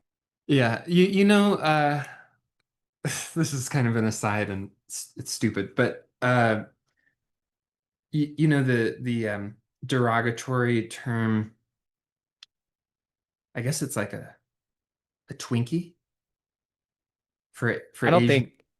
Oh, yeah, yeah, yeah, yeah. I'm white. Yeah, yeah, yeah, yeah. I've heard that. yellow on the outside, white on the inside. Yeah, or like a banana. Yeah, yeah, yeah. Okay. Well, I had I was dating this person and we were talking about it and she helped me determine that I feel like a hard-boiled egg. I'm white on the outside, but Asian on the inside. What? How did she determine that? Well, I've always felt a deep connection to particularly East Asian cultures. Oh, okay, okay. Yeah, fair. Like ever since I was a little kid, and I don't know what it's about. Maybe it's a past life thing. I do think my last life I was a Taiwanese woman. I had an experience with that, but that's another story for another time. Um, but there's always been a deep connection to that culture, to the I mean the food, the music, the religion, pretty the building, like the architecture, pretty much everything, the art. It's and I still feel that, and I mean I was Buddhist for many years, and sometimes lately I've been feeling like maybe I'm Buddhist, whatever. I certainly lean in that direction. But yeah, so it's like the ideas I'm promoting are core Buddhist ideals. So you can say that it's because of my white male privilege, but blame Buddhism. Don't blame me. So I feel a little bit protected because of that, because it's like I can just say, yeah, but this is like I didn't come up with this. This didn't come from the Western world. This whole notion of addressing reactivity. It's a It's deep in Indo-Tibetan Buddhism. So, yeah, do I feel threatened? I mean, definitely not physically, uh, particularly where I live. It's a very mixed culture in the mountains, uh, mixed in terms of ideology. Lots of white people, I guess, but Yeah. uh, yeah. But as far as my career, there is something in me that's afraid, yeah, that I might say something and something could happen. But I am following the social work code of ethics, which I actually believe in. And I've looked at it closely, and there wasn't anything in particular in there that I disagree with. Um, and so I'm sticking strictly to that. My job is to decrease suffering for all beings, and and that's what I'm doing. And so you can disagree with some ideas that I might have about how to get there, but at the end of the day, I'm totally aligned with the code of ethics, and so I feel fairly comfortable. And also, I just think the culture is shifting. I mean, it is a shit show. The pendulum is extreme on in every direction. Right. Yeah. But I also think that more people are becoming more balanced. Well, I hope that's true, man. I hope that's true. I would hope. I hope for, actual understanding and listening and consideration of arguments on both sides. Yeah. So going back to my uh, point, Yeah. whatever one of the points was, what is our job as therapists? Hmm. If it's to decrease suffering, which I think it is, and I know that's what like the social justice oriented therapists believe that they're doing. Um, But again, that distinction that we made between reactivity, between a reactive emotion that uh, you said the word looping in. Yeah. You don't want to, if you're looping or wallowing in the same feelings, then there's something wrong, right? Yeah, It's not acceptance. right. Yeah, and it's not effective. It's not practical, it's not effective, it's not helping you, it's not helping the collective. It's not achieving your goal. Like whatever quote unquote your goal is, for most people, that emotional experience isn't it. That's not gonna take you there. So if you're a therapist and you are experiencing that, and you're experiencing a lot of hopelessness and a lot of disempowerment, and rage and fear, and you think that, and also because of that, you don't really know how to address it in your clients.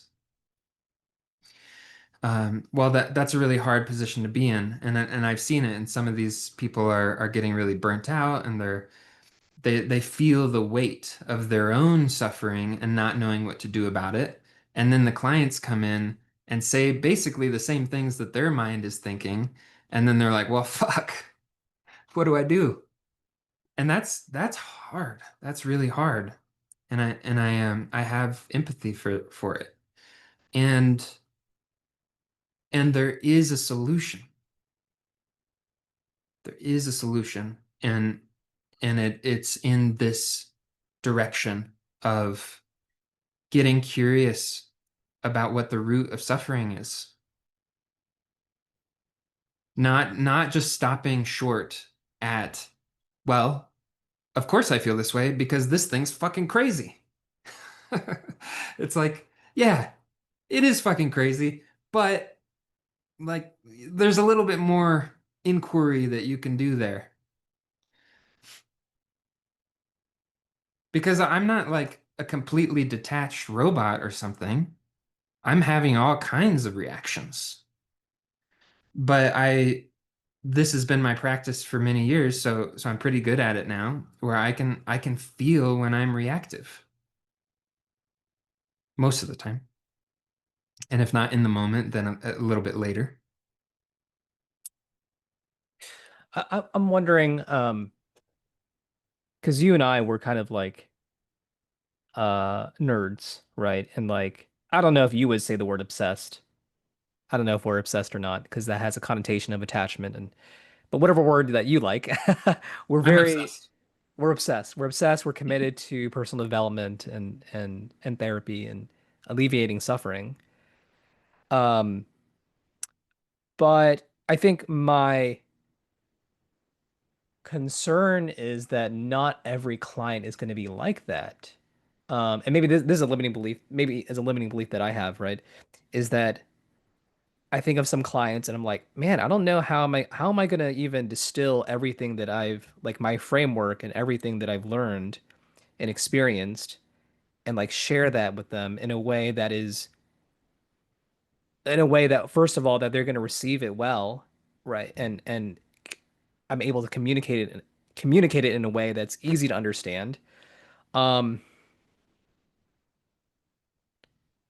Part of me just wonders like I don't know if every client wants to get to that point to where I can just sense that I'm reactive or not, right? Like I think that takes a lot of commitment, a lot of self-awareness, and I don't think it happened overnight. I mean, would that be fair? Yeah, like it took a lot. Yeah. Um, and same with me, right? Like, and I'm still finding out things. I'm still experimenting and making bigger realizations and changes and increasing in self-awareness every year, like or every day, really. But like every year, it's like, oh wow, like new levels of self-awareness. So all that to say is I don't even know how to word this. How can we encourage our clients to get to that point? Or if they even, I mean, I don't even know if they want to, and I don't even know if it's necessary. Uh, Yeah. Good, good, good stuff. Um, yeah. well, I was thinking about something that the Roshi at the Zen retreat said, which was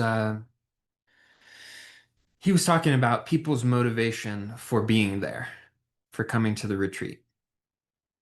And he was like, maybe it is enlightenment. Maybe it is this sort of ultimate realization and freedom from suffering and all of that. And cool. If it is, cool.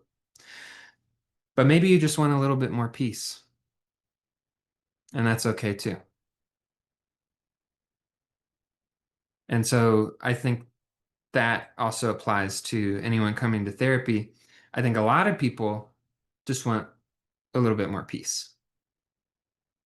And that's totally fine. They're not going to be obsessed nerds about this stuff. Now, if you want to be free from suffering, it's a requirement to be obsessed. Like they're saying this in these Zen texts that I'm reading from 1200 AD, you know. So from 800 years ago, uh, that like basically you have to be obsessed with enlightenment. Like it's you have to continuously bring your attention back to it throughout the day, all the time, forever.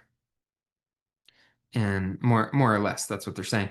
And so, yeah, if you want to be free from suffering, if you want to experience, this is how I would frame it. If you want to experience the deepest levels of fulfillment and satisfaction possible as a human being, then you have to get obsessed about it. But you don't have to want that, and you don't have to do that. And that's one of the beautiful things about life. Yeah. But I guess like for those that are reactive, they're reacting to all the things that are happening. They're experiencing that rage, they're experiencing that suffering. Do I mean, do they need that? Do they need that obsession to break out of what they're experiencing? There's got to be a spectrum. Yeah, You and I are on the extreme end of the spectrum. And yeah, and not everyone's going to be there. I think that part of my job is to move someone a few ticks closer on the spectrum to obsession. They don't have to be obsessed.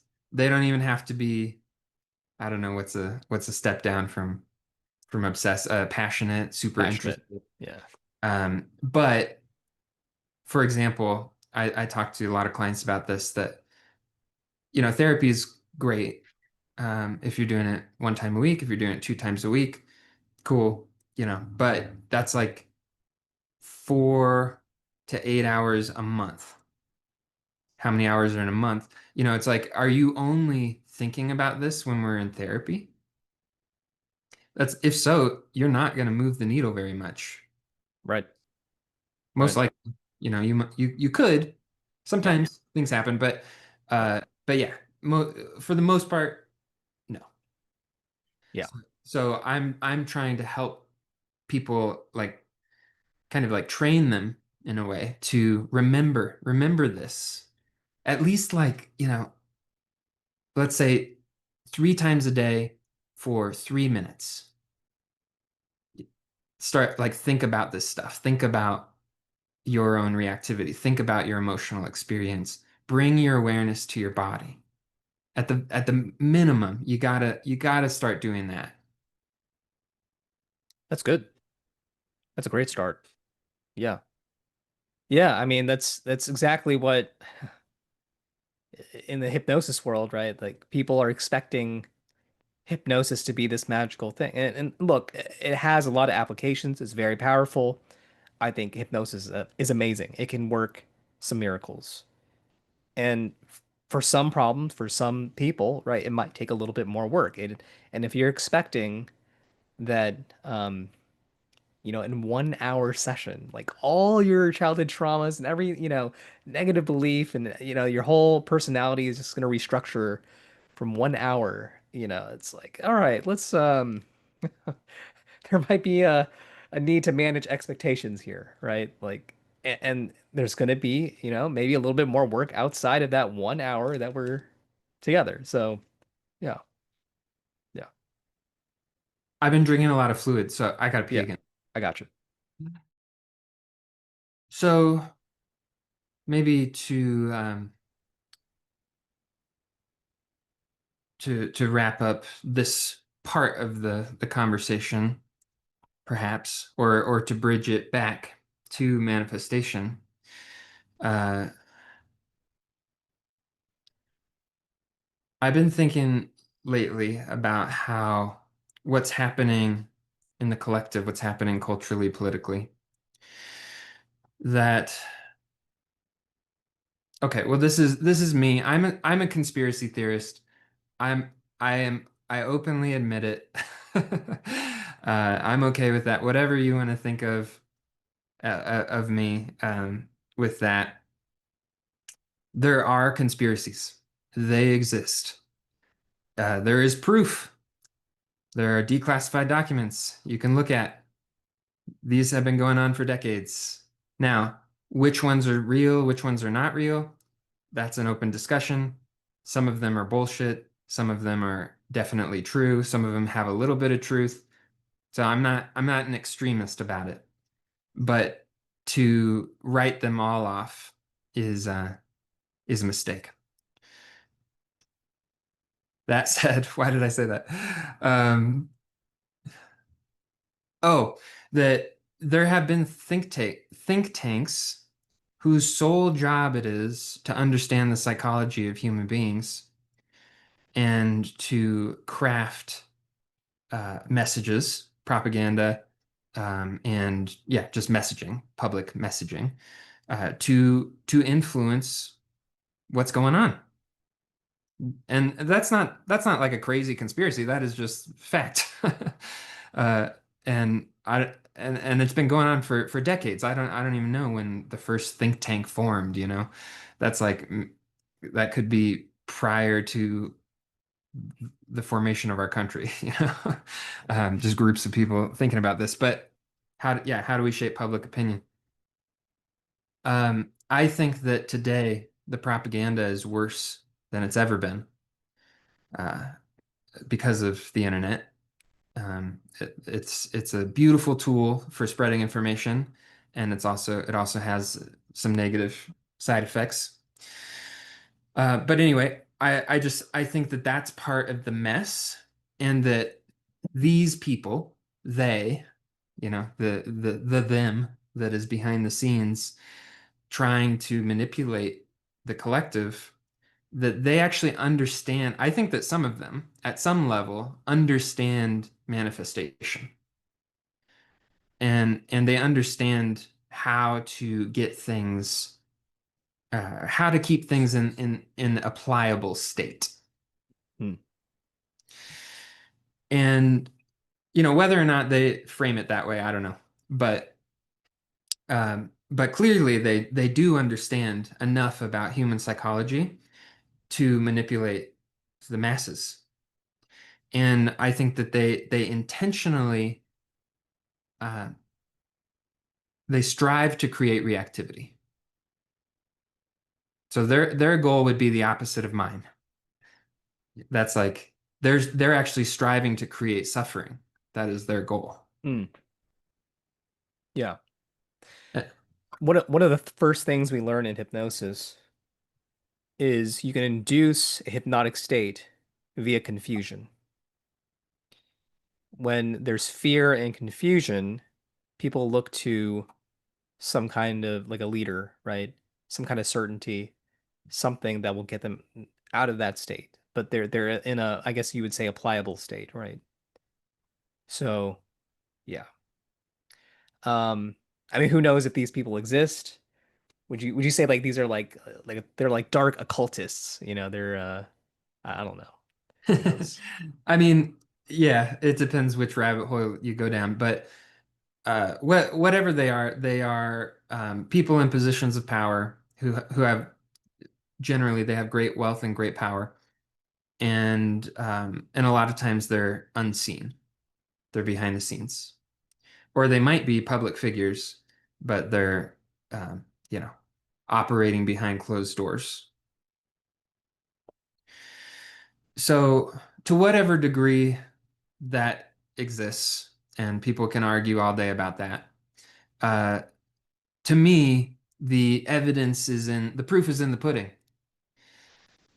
To the state of our society, it's not, to me it's pretty obvious it's not accidental. If more wealth and more power keeps getting consolidated, it's like people are trying to do that. It's not an accident. So anyway, so they've been doing that for a long time. But my point being that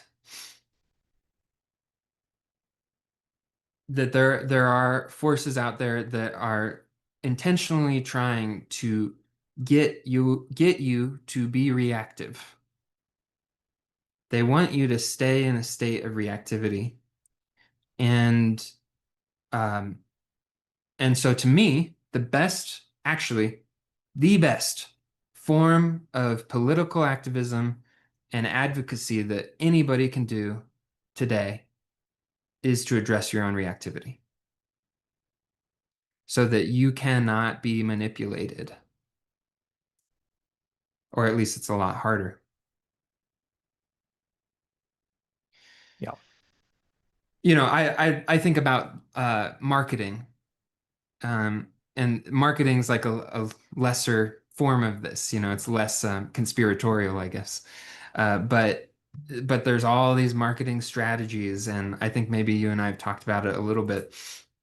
But it's like they work on a lot of people because a lot of people haven't addressed their reactivity, and they don't know when something in them has been triggered that either, triggers attachment or aversion, brings them closer to something where they're like, "Ooh, I want that thing," or makes them dislike something and they're like, "Oh, that person fucking sucks."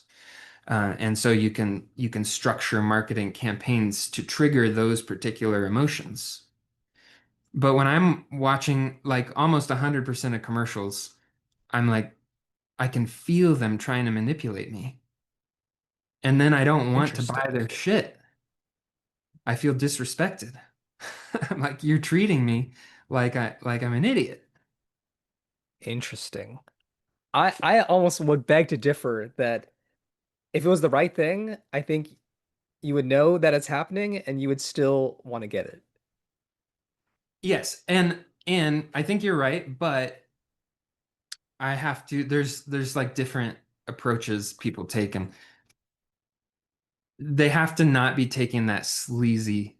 There's like one particular sleazy approach that's like, let me manipulate you into wanting this. Hmm. Wouldn't you be happier with this thing? I'm like, But fuck is that so? Okay. And here, and maybe we can open up a, I mean, we've been at this for a while, but, um, because I would like to discuss some ethics with you, and I'm still trying to figure out like what is the line between persuasion and influence and manipulation? Because to me, I don't think it's manipulative to use marketing strategies, copywriting, trying to unearth pain points and like using a lot of like these tactics that work. I don't think they're inherently manipulative. And I guess my argument is here. So I think that we're constantly trying to influence, persuade others, and you could say maybe even manipulate in a way. Like if I went to a job interview and I know if I wear a t-shirt and shorts versus I wear a suit, this is raising my hand. Like I know which one is going to get a more probabilistic reaction to my desired outcome. So okay, we can say that. Now, am I manipulating them by understanding that I'm going to get a better reaction if I wear a suit? I don't know. But then, see, we can now keep on going with um, this kind of A/B testing. Well, if I use, if I had a really great resume, if I had, resume that had details about the results of things, right? I think I would get a more probabilistic desired outcome. And we can keep going and like, okay, we can do A/B testing, A/B testing, A/B testing, and we keep doing it until we know that they're going to say yes. But is that manipulation if I did that? I guess it just depends on the definition. I see it as a spectrum, so that would be like on the light manipulation side, which is fine. Yeah, there's like maybe there's malicious manipulation and manipulation that it's like the energy behind it um, is selfish Hmm. and completely selfish, and it's not like there is no consideration for the other person's well-being or like I'll do anything to get you to buy this thing that I want you to spend money, Right. Right. even if it harms you. Hmm. And that's a very different thing than what you were talking about. I see. Okay. I could buy that. I remember I used to be. Are you familiar with Grant Cardone at all? Kinda. I know that name. Yeah, he's like a big salesperson, marketer, real estate guru guy now. Hmm. But I used to be in his stuff, and this guy, I think I feel like his energy is manipulative. Um, Even though he makes some good points, right? Like even though some of his sales stuff was good, um, I've heard people say that like they looked into his eyes at like an event, like they met him and they could just see that this guy was so tortured. Like he was in misery. Even though he's like super successful. He's like very successful, very well known. Uh, but yeah, the vibe I get from him is just greed, fear and greed, manipulation. Yeah. Yeah, and I've taken some marketing courses here and there and whatnot, and it's like even the standard email marketing stuff, the templates that people use, where it's like I can't even think of a good example. They're so freaking boring to me. It's like, um, do you I don't know, do you want to like really be a powerful lover? And then it like goes off into all this stuff, and it's like, you got to have the hook, and then you go into the material, and I'm just like, I can feel you. You're fake. I can feel the fakeness. And not that always doing that is fake, but again, it's an energy thing. It's not what you do, it's your being behind it. So some people can do it in a way where it's like, oh, okay, well that's just like authentic, and it feels real and true. And then other Yeah. people, it's like you're just doing that because somebody told you to do that, and I can feel you trying to get me, and I don't Mm. like to feel that. Right. Right. I Yeah. like I like people to approach me head on and just say, "You want this thing? Here's how it could benefit you," and then I get to decide whether or not I want the thing. That's good enough for me. Well, I know that's what I would say the majority of people want, right? But I don't know if that's always conducive to leading someone to make a decision to buy. Yeah, I do think there is some sort of line here, and it's pretty gray when it comes to like persuasion. Yeah. Um, yeah, but I this is me. I feel really sensitive to it. Yeah. I feel like if you are going to approach me and try and sell something to me, you better like it's got to be a genuine, authentic thing, or else 9 times out of 10 I'm gonna feel it, Right. Right. and then you're gonna turn me away. And so, Mm. but I may be in a minority there, according to marketing studies or whatever.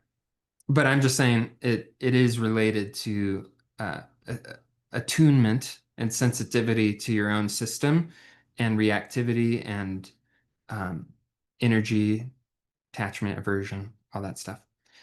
So we got here, but what I was trying to say was was that yeah, went all over the place. That uh,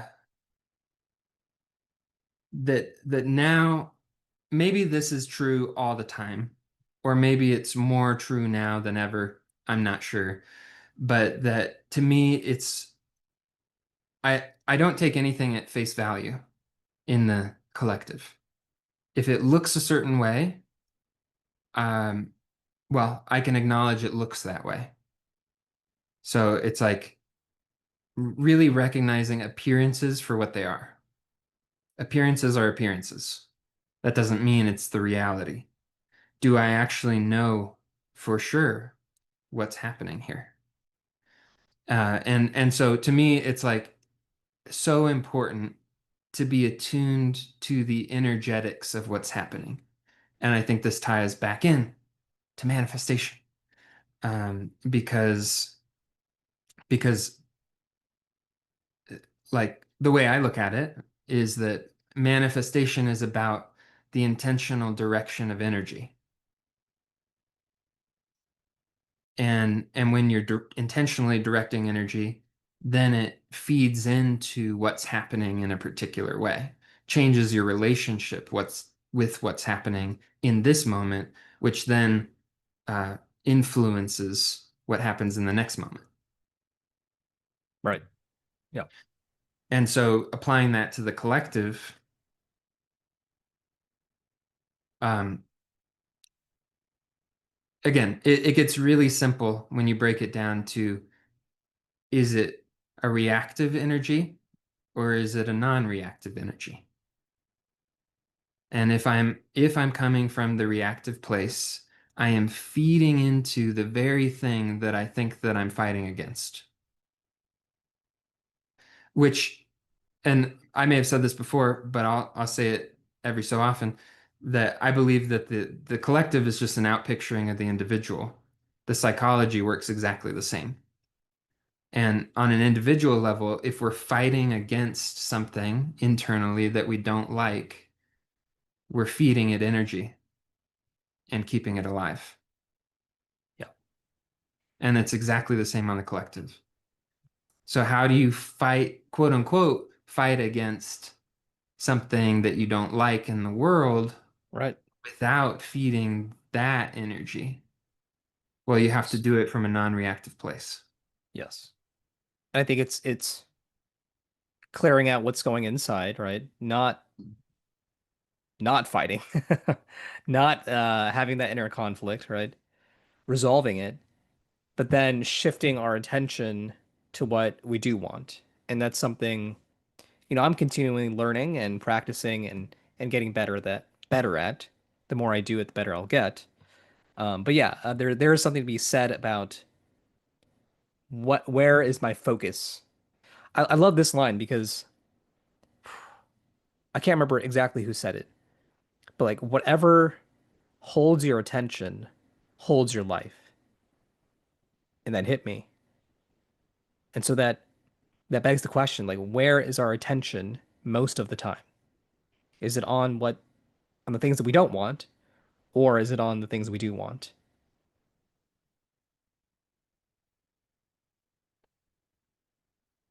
I really like that Yeah, line. yeah, Yeah, and uh I guess it's just a subtle, nuanced thing because again, it's not necessarily about the actions that you take. It's are you in a reactive state or are you not? Do you have some sense of being grounded in peace? And also, for me, it's like I have to be on the ball. Like I have to really, really be paying attention whenever I'm engaging with collective stuff to to see if something's being triggered. Am I being sucked in? Is there reactivity here? Because it can be pretty subtle. And I think a lot of people in the personal development space who maybe practice Buddhism or meditation or whatever, they have some awareness of this and they're not like incredibly reactive, but they're still being hooked in by subtle layers of reactivity and identifying with a particular perspective and then feeling like they need to defend it and then they're sucked in. It's the same thing. So it's really subtle. And it's not like I'm non-reactive. It paints this picture that I'm just like just all the time. Anything that happens, no reaction, non-reactive. But that's not it at all. It's an awareness thing. It's just like if I have a reaction, then I notice it's a reaction. If I'm telling a story, then I notice I'm telling a story. If I know for sure what the facts are, then okay. Then I know for sure what the facts are. But I think a lot of people think they know what the facts are and they don't know. They're just assuming that they know. yeah, And it's harder today than it ever has been in this could go into a whole other tangent, which I'm not going to go into about integral theory, but just that there are more perspectives present than ever.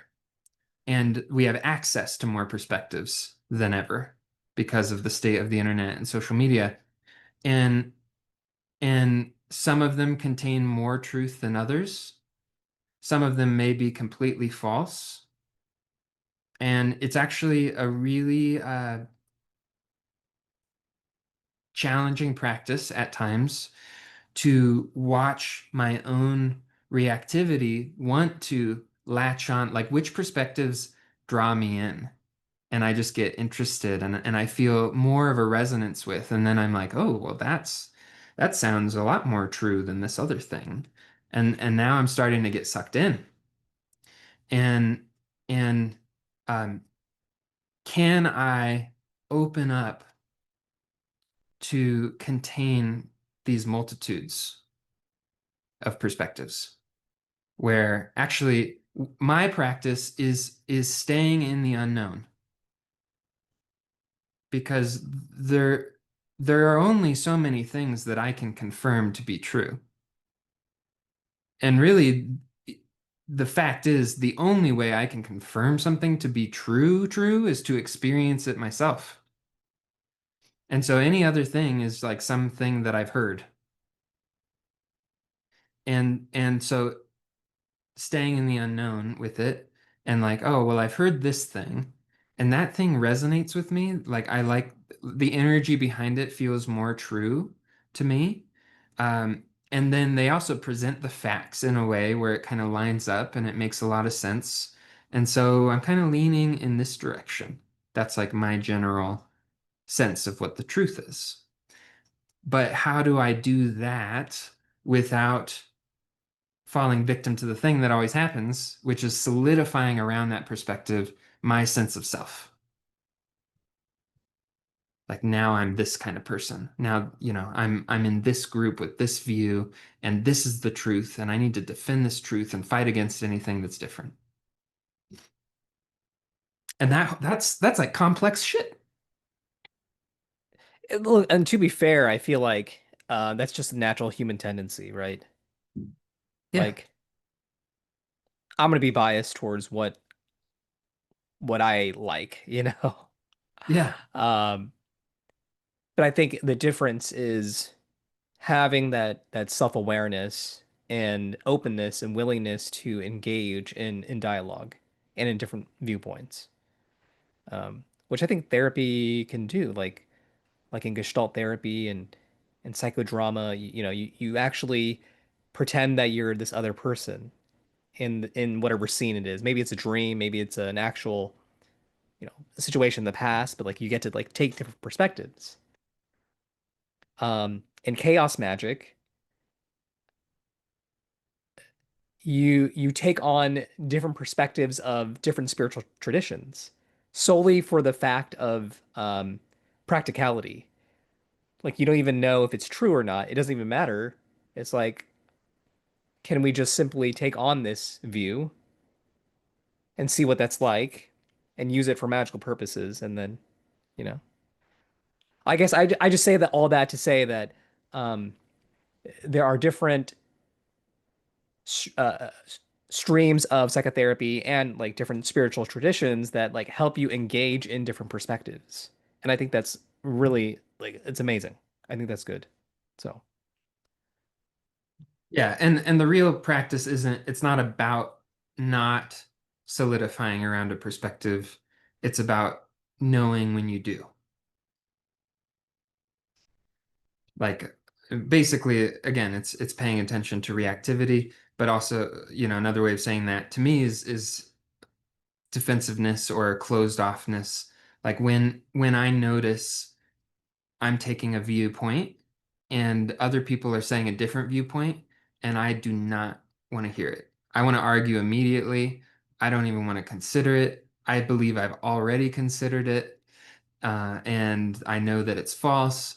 And so there's like no openness, and I'm in that energy, and it's just noticing that, and then I can Not all the time. I don't do it perfectly, but like it's a practice and I can take a breath and I can take a step back and get curious and relax and it changes things. Hmm. So, maybe we can start wrapping things up. But I know that obviously meditation has had a positive effect on that awareness, right? Becoming aware and non-reactive. I want to posit that an underrated therapy, psychoanalysis or psychodynamic therapy, I think can also really increase awareness in a different way. And I think that can be very useful in a time like this. Is it But underrated? I think so. I think it's underrated. I think that a lot.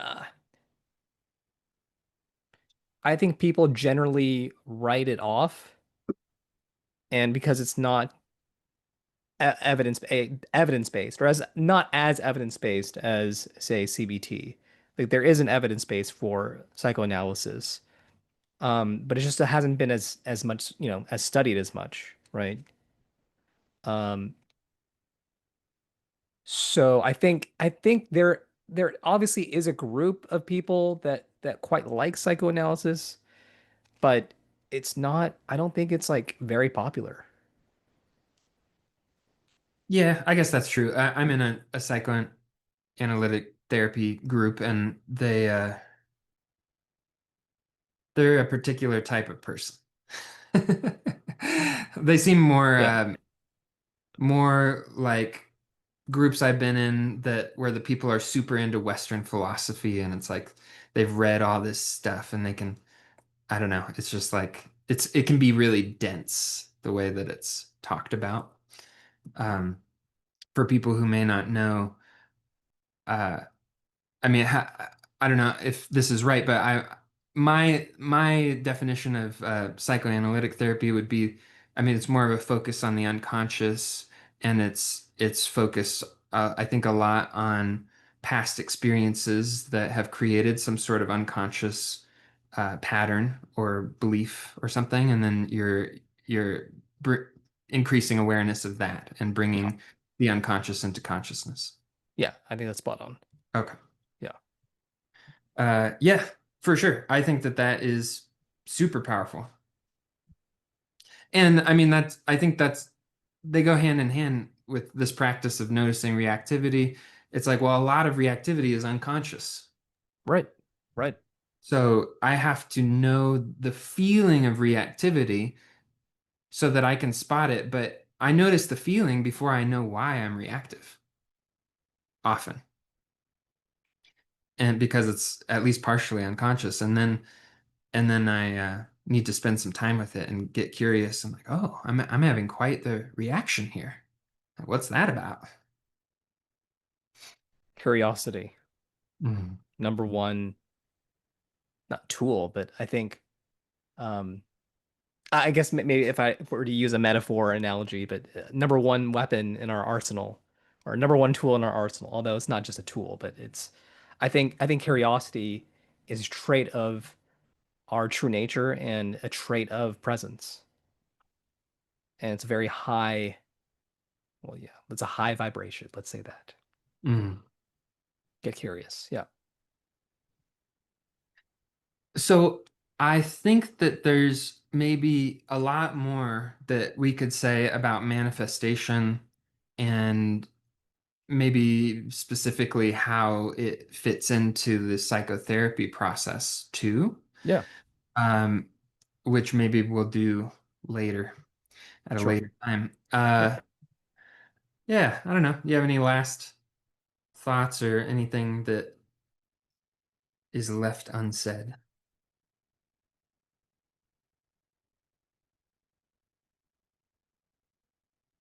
Probably not. Probably I'll save that for another episode, but Hmm. um I guess my hope is that people do learn manifestation. because I do think it is a key, at least the principles. If you learn the underlying principles, I do think it is a key influence in alleviating suffering. Um, there's a proverb in the Christian text, the Hebrew text, scriptures, that says, uh, heart deferred, not heart deferred, uh, a desire deferred, crap. Gosh dang it. This is what happens when I stop reading the Bible and stop going to church. Um, essentially, like a desire deferred makes the heart sick, but a desire fulfilled is a tree of life. That's the uh, I'm not exact, but essentially, Huh. right? So, um, and I think we should take that seriously. So, anyways, yeah, Yeah. Yeah, there's a whole other episode there. Um, so I think that I said it pretty well, but I'm gonna say it maybe again or maybe differently, just because just because. If well, this is for the 20 listeners or whatever. Um, is it even that much? I don't know. yeah, that'd be great. If you've made it this far in this episode and you didn't go, oh my God, he said he's a conspiracy theorist, get the fuck out of here. Um, that it's it's like we need to have a laser focus as therapists and healers, but I think just as anybody existing in today's world, that if you want to bring peace to the world, if you want to decrease suffering in the collective, then the most important thing you can do is to address the suffering in yourself. And and I think, you know, definitely a bias here, but I think that Buddhism gets it right at the core when they talk about what the root of suffering is, which is reactivity, attachment and aversion. And so to really get to know that, you know, and I also want to say like I really feel the anguish that's out there, the anguish, the confusion, the fear, and and I do want to acknowledge it.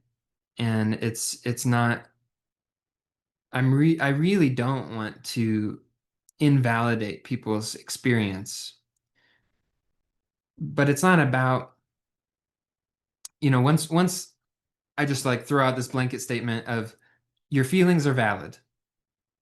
Whatever your feelings are, they are valid. That's a good starting point. But then the next thing is valid doesn't mean true. Valid Yes, doesn't exactly. mean, yeah, Yeah, it doesn't mean valid does not mean it's an accurate reflection of reality. yeah. And if it's enhancing your suffering, it is not an accurate reflection of reality. That's my that's my view. I am passionate about it. I think it's just self-evident in my own life, and it's self-evident in every client I've ever seen, and every person I've ever met. So, whatever that means, it seems pretty true. So, this is where our power lies. If you feel disempowered, if you feel hopeless, if you're afraid, if you really struggle with what's happening in the world, facing it, knowing what to do about it, this is the most powerful thing you can do. It's the most loving thing you can do. And the implications are far reaching.